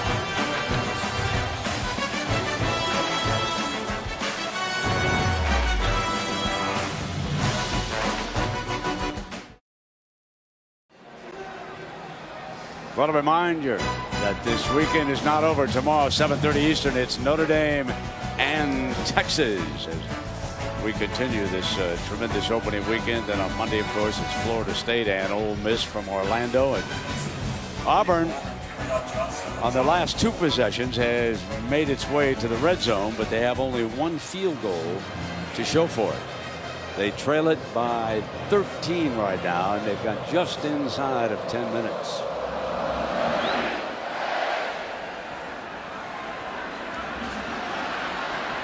Ford from the 2 to the 23-yard line. From the 2.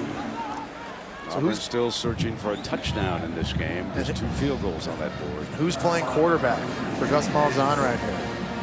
You've seen all 3 guys, Sean White, Jeremy Johnson, John Franklin, all at different times, lining up in different formations. The game on the line, who do you go to? And right now, Sean White, who started the game, back under center.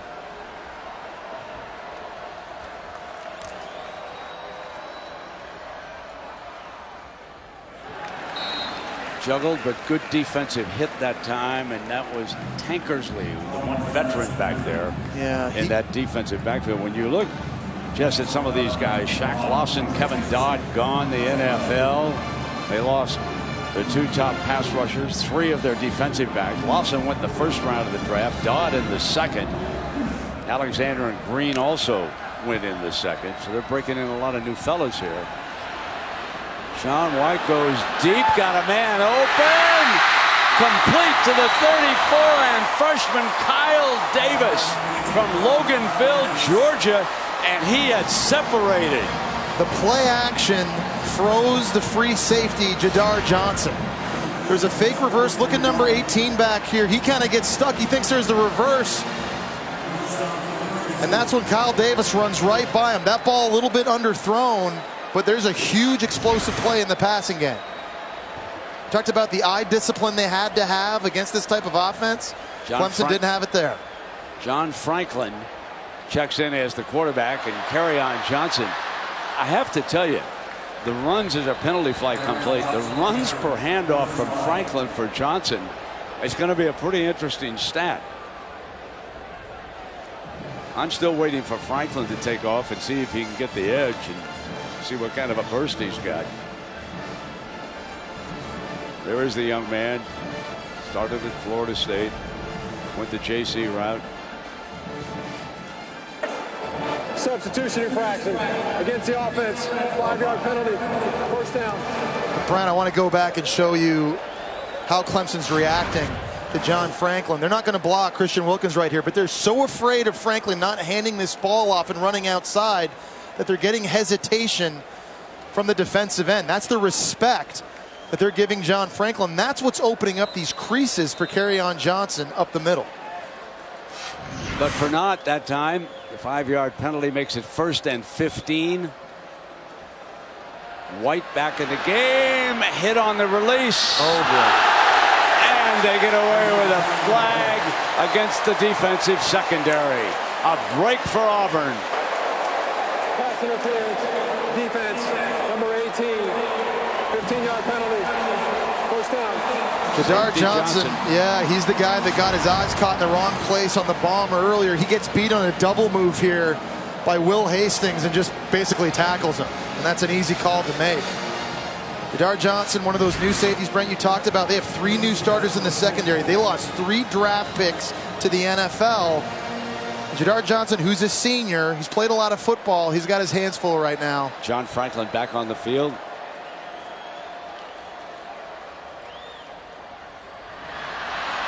Bursting straight ahead is Kerryon Johnson. That's been the one play that we know John Franklin knows.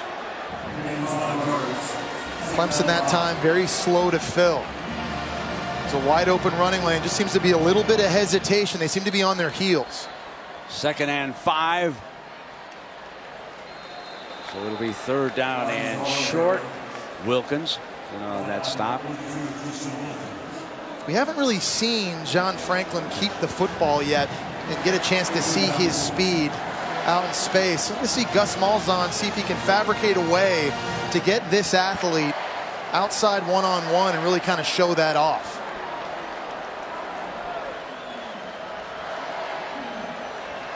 We'll be down inside of 8 minutes on the game clock. 3rd down and 3.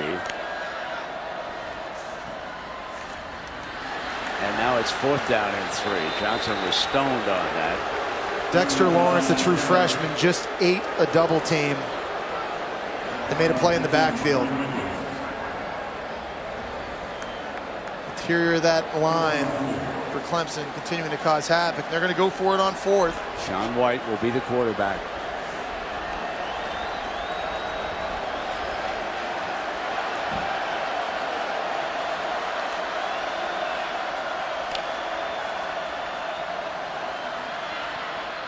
Got the first down. Hastings. And to the 7-yard line. Number 33, Will Hastings, again working his way open. Brent, this is a great story. Will Hastings was their backup kicker a year ago. He was an onside kick specialist. White hands it off this time, and Johnson is met. This will be 2nd down. Hastings has made some plays. 3 catches tonight. You know, he's a guy in high school, had 49 receiving touchdowns his junior and senior year. Just as a guy that has the knack for the slot. Making a big play, and there's a spot where Kerryon Johnson, you see Will Hastings lining up in the slot again. He just kind of has that knack for finding open areas and zone coverage, and that's critical in the red zone. Deflected. Incomplete. And Wilkins got a paw on it. He's such a good athlete, Brent. And he's been playing defensive end mostly tonight as a 310-pounder. We talked about the fake punt he caught last year against Oklahoma. Understands he's not going to get to the quarterback, so he slows his rush down, fights off a cut block from the right tackle, somehow gets his hand on that football. Cox checks in. Kyle Davis, the freshman, is off to the left. He made one big catch in this game. 3rd down and goal for White. Looks in the freshman's direction. Overthrew it. Incomplete. One thing Auburn doesn't have is size at wide receiver like Clemson has, like a lot of other teams have. Marcus Davis is 5'9", 180. Ryan Davis, 5'9", 172. You don't just have a guy that can big body and go up over top of a cornerback and make the tough catch. It makes it so much more difficult as a quarterback throwing down here in the red zone when the windows are small. Who can step up here now and make a play for the Auburn Tigers? 4th down and goal. White fires, intercepted at the 1-yard line. Bulware, the ringleader of the defense, Ben Bulware from Anderson, South Carolina, the senior, with the interception, making a huge play. Bingo.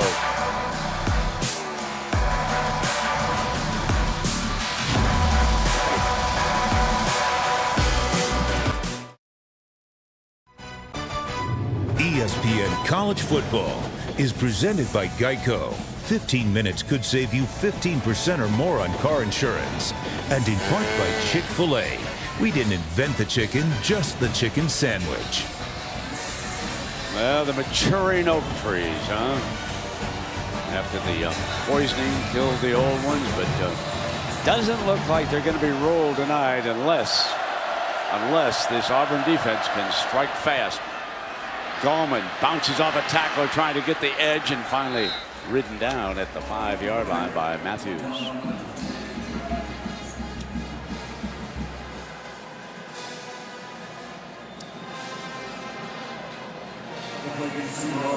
.336 yards of offense for Clemson here tonight. 228 yards of it passing by Watson. He's thrown for 1 touchdown and 1 interception. He's 18 of 31, and here he is on 2nd and 7, handing off to Gallman, who has had a huge night and is closing in on 100 yards. Let's go back to that interception, Brent. When you get in the red zone, timing is critical. These windows open and close so fast, and Sean White was late. You look at this play, he's got Stanton Truitt right here. He's got to throw this ball now to the outside. You're going to see Sean White, he kind of double clutches. He's eyeballing the throw, and Ben Bulware is just too much of a veteran. He jumps all over that and makes the key interception. Another fantastic play by Clemson's defense. 3rd down and 4 for one of the Heisman Trophy favorites this year. I don't think he's going to get it. Well, is he out of bounds? Let's see what happened. Incomplete is the ruling. Anyway. Yeah. And again, Auburn's defense stepping up and making plays. Great performance by the. Yeah, it's been great. I mean, you know, I think it'd be easy as a defensive player to kind of look out and see the offense struggling and just kind of get down and just ask yourself, you know, how much more do we have to do? But they keep answering the bell. They keep taking the field against what many believe to be the most talented offense in the country, and they keep making plays. Well, here we go now. Marcus Davis is back. Need a couple of touchdowns to pull off the upset inside of 5 minutes. Not much time. Been in the red zone 3 times. There's a penalty flag flying. They haven't been able to record a touchdown. Depending on the penalty, well, this could be pretty good field position coming up here at the 4:44 mark.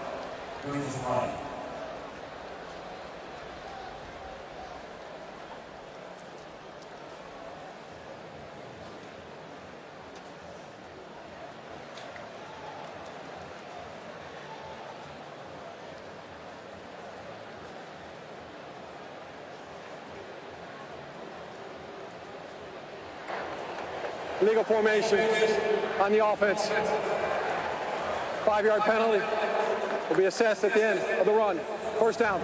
Excellent field position as a result of that.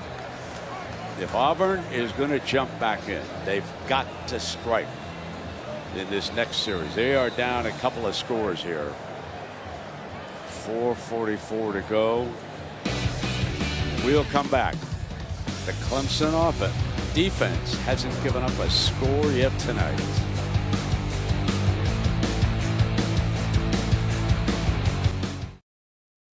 We look at the AP Top 10 presented by Goodyear. 2 of the top 5 have fallen. Oklahoma and LSU will both fall. Ohio State and Michigan were impressive today. Tennessee breathing a sigh of relief after the Thursday night win. Notre Dame still to play.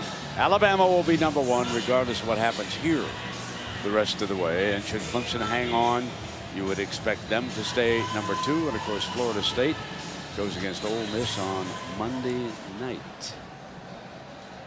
So Auburn comes out with Sean White. Going to take the snap. And off on the end around. Johnson was lined up over there. And they brought him around as a ball carrier. And if they could just strike for a quick touchdown, give a chance here. Well, Kerryon Johnson's had his most success in the zone read game with John Franklin in on these jet sweeps. There's that fake. They tried that pass once before. Receiver covered. And helmet comes off of the quarterback. And I believe that means he's got to come out right now. And Lamar got to come out to the sideline for a play, and that means Franklin is dashing in from the sideline. He's handed off on all of his plays. Yeah, we haven't seen second him throw down yet, and you're 12. Right. We haven't even seen him run with the ball yet. I just think with his now he's athleticism. over on the wing, going to be a direct snap to Chandler Cox. He's going to hand it off and still get the ball back into Johnson's hands. And a lot of eye candy, but not much of a result. And here's your third down. And which of these receivers can step up and win one-on-one in a big situation like this? We talked about them not having great size, but number 80, Marcus Davis, he's kind of their go-to guy. He's not their biggest receiver. He's down here at the bottom of the screen, matched up against Tankersley.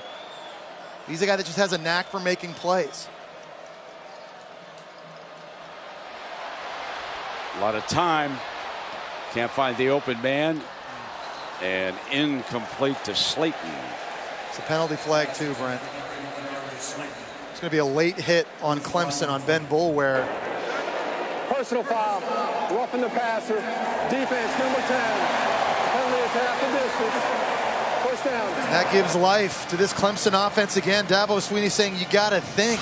You're a senior. You're one of our leaders. There's no need for this. Throws it away, and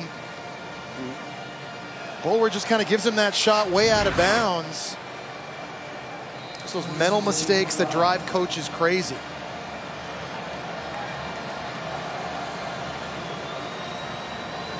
So 4 consecutive possessions now in the red zone for Auburn. Jeremy Johnson lined up at wide receiver in the Wildcat down here. You're going to bring him in motion. And carry on for the goal line. Touchdown alive. Underdog Auburn strikes with a huge touchdown. Much bigger for some than others. And just the fake reverse by Jeremy Johnson just froze this defense. Watch these 3 defenders over here. They just take a split second late to get outside, and that allowed all those blockers from Auburn to get their angles. For Auburn's first offensive touchdown of the game. Daniel Carlson. Alive. Maybe I spoke too soon about tumors. Arm up, everybody. Got a chance. Now we're going to see the Heisman Trophy favorite. What can Deshaun Watson do?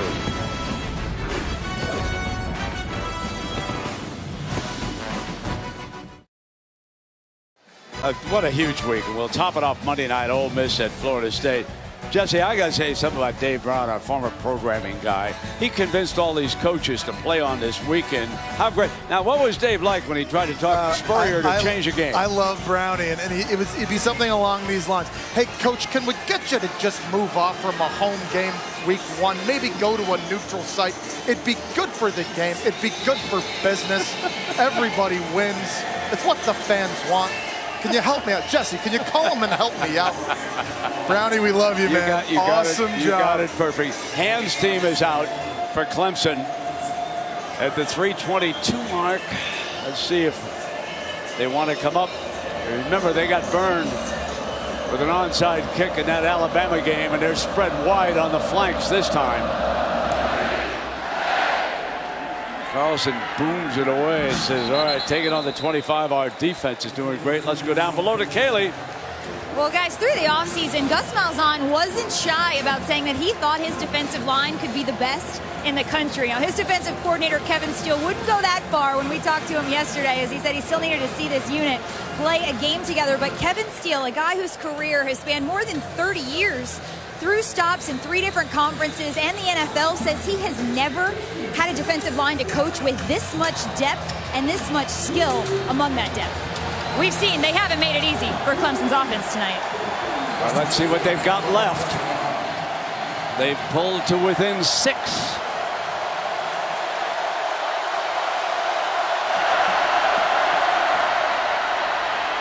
There's Gallman again, pushed out of bounds as he gets ever closer to 100 yards tonight. Kaylee, you talked about that depth they have. Kevin Steele believes he can go 10 deep on the defensive line. In a game like this, with the tempo Clemson likes to run, they've used a lot of different bodies, and they've been able to stay fresh. Big reason why they've been able to be as dominant as they've been. 3 minutes. They're bringing that clock down. Precious seconds. 2nd and 4. Deshaun continues to milk it.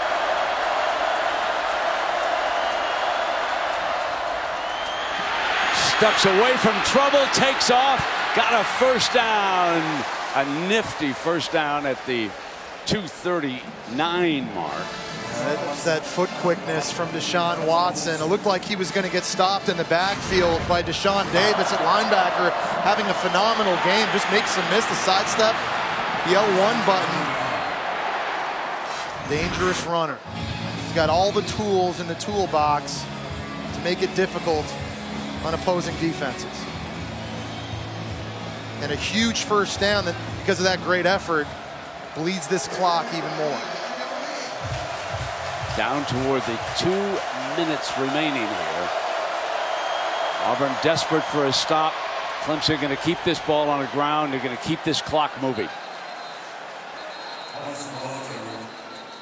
If you're Gus Malzahn, you got to start thinking about using timeouts, and he's using one right now. Timeout, Auburn.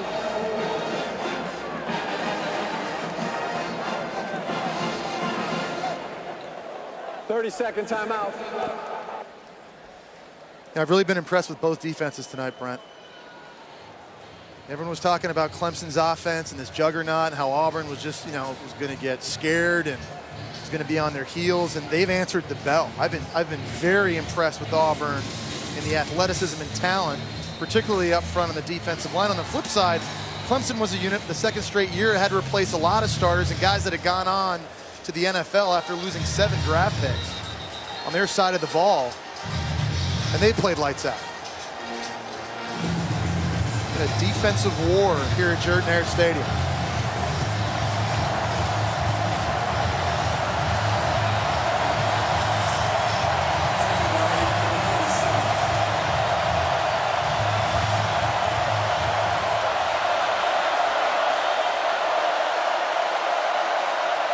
Game clock starts on the snap. Batted away, and that stops the clock. I'm a little bit surprised. Davis did a good job there. Clemson had bump and run coverage across the board. You'd expect them to run, but because of the matchup in a one-on-one with Mike Williams, they try again for the back shoulder. But this time, phenomenal coverage by Carlton Davis on the outside, and Deshaun Watson takes a huge shot from Mr. Lawson. And you're right, Brent, stopping the clock. How big of a 3rd down is this? Carl Lawson rushing from Deshaun Watson's right side. Throwing again downfield there. Williams makes the catch on the sideline and out of bounds. What a big gamble, and they pull it off. You've seen tonight how different Mike Williams makes this Clemson offense. This back shoulder throw virtually has been unstoppable all day long. But, you know, Auburn, there's nothing more that Carlton Davis can do. They've got their best cover guy on him, and that's very, very good coverage. It's just very hard to locate the football on these back shoulder throws, and Mike Williams doing a nice job of just staying in bounds, converting yet another first down. On 3rd and 7, a 20-yard gain for Watson. He's now thrown for 248 yards. Now they come back, and here's Gallman to daylight. Hurdles to the 23-yard line. That puts Gallman over the 100-yard mark himself. It's going to be tough, Brent, for defenses throughout the ACC to have to handle Clemson this year, because you got to pick to do one thing. You either double cover Mike Williams and get left open to being run on by Gallman, or you load the box and leave yourself susceptible to one-on-ones. But there's a lot of ACC defensive coordinators, I think, watching this game tonight, and they're shaking their head thinking, man, what do we do? Well, we bring down the curtain on a terrific day of college football. Houston earlier today, shock number 3, Oklahoma, and then Wisconsin stunning LSU up in Green Bay. In overtime, a dandy Texas A&M survives against a game UCLA team. Georgia holding off North Carolina over in Atlanta, and then Alabama showing why they're number 1 and going to be hard to dethrone. And now 1:41 to go, and pounding away to put away their first win of this season. And the timeout, that's the last one, I believe, for Auburn in this game. Third final timeout. 30 seconds.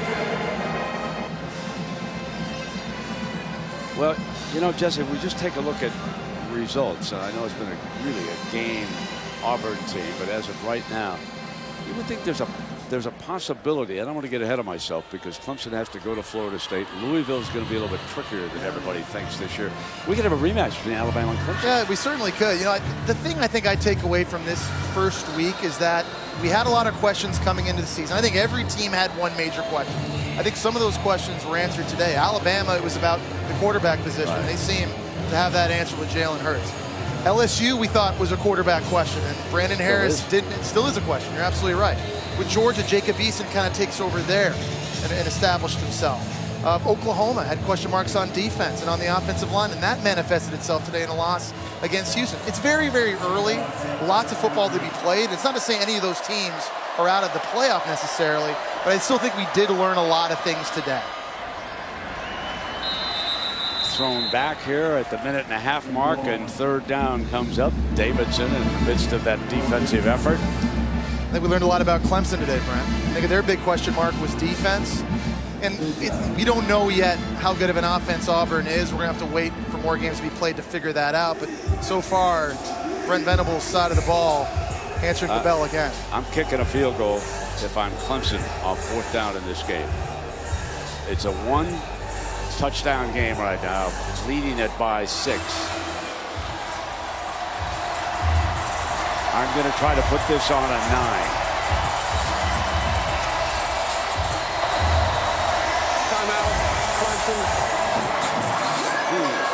Well, they still got one left here. They brought it down now inside of a minute.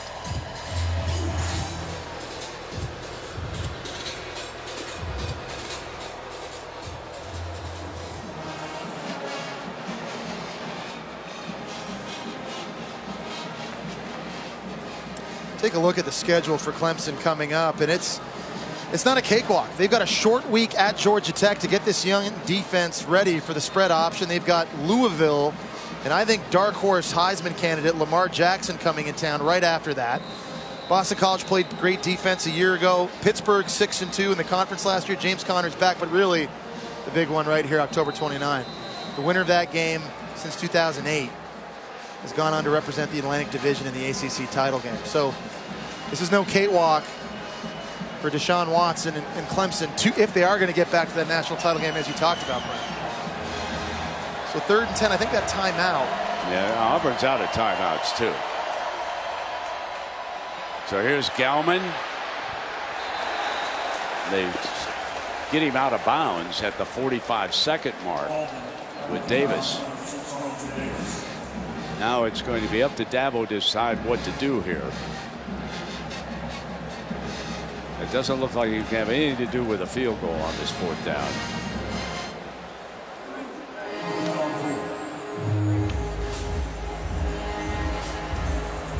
Leads it by 6.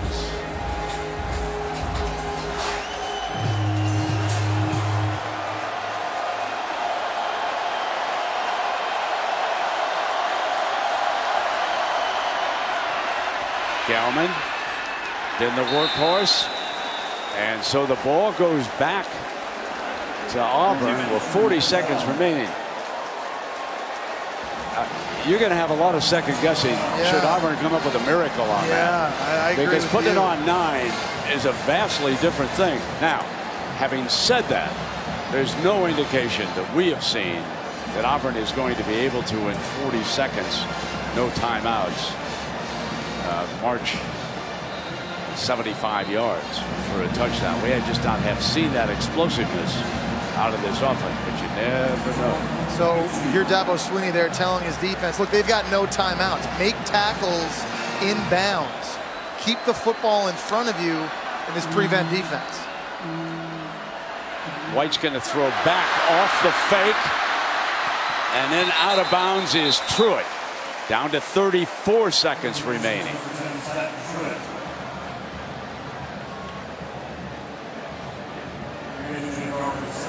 Remember 2013, Auburn had all those miracles in them. It almost seemed like a team destined to make it to the national title game. Or that play against Georgia, tip. They had one of those last year against Alabama in the Iron Bowl. I wonder if they got some magic in them here. 2nd down. The clock is important right now.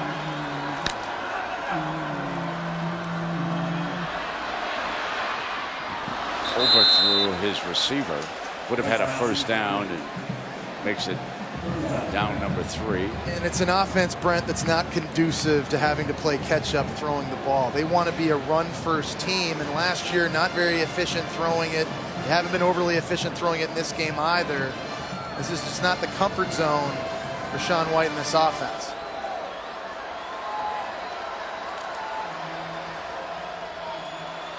Third and 2. Make it a 1st down, quick stop, and they've got to hurry. They've got 23 seconds. They're going to stop it. White's got to get him up to the line now. And they're going to clock it. You know, that's a situation where you like your quarterback to come up and run something, to be in charge of things out there. You know what I'm saying, Jesse? Yeah. I'll tell you what. I think Sean White, the best throws he makes are these in-breaking routes. And in these prevent defenses, there's a lot of holes over the middle of the field for Sean White to exploit. Carry on next to him. There it is again. Got middle open.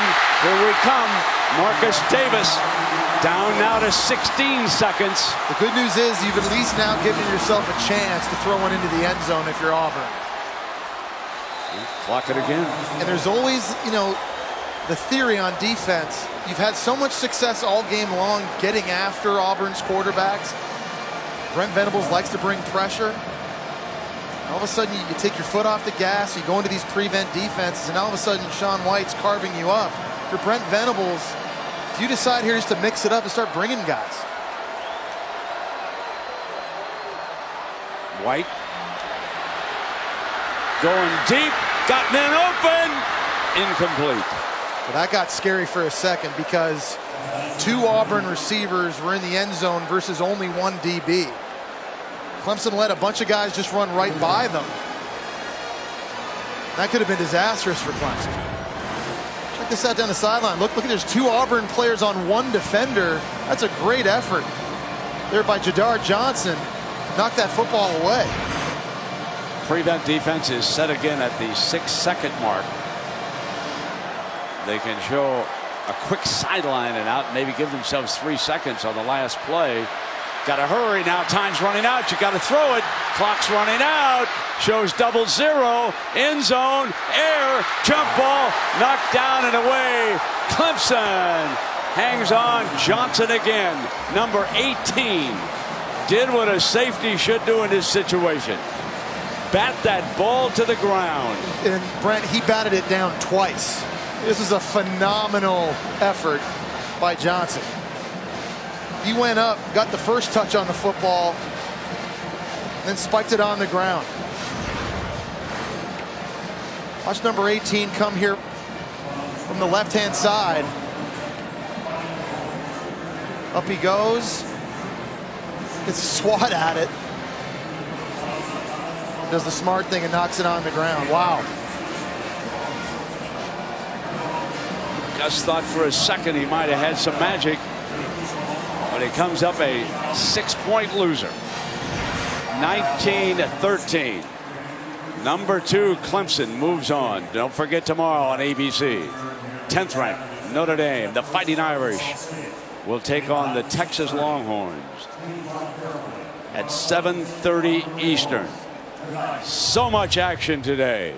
Time to give you all the highlights and updates. As we send it to SportsCenter, here's Scott Van Pelt.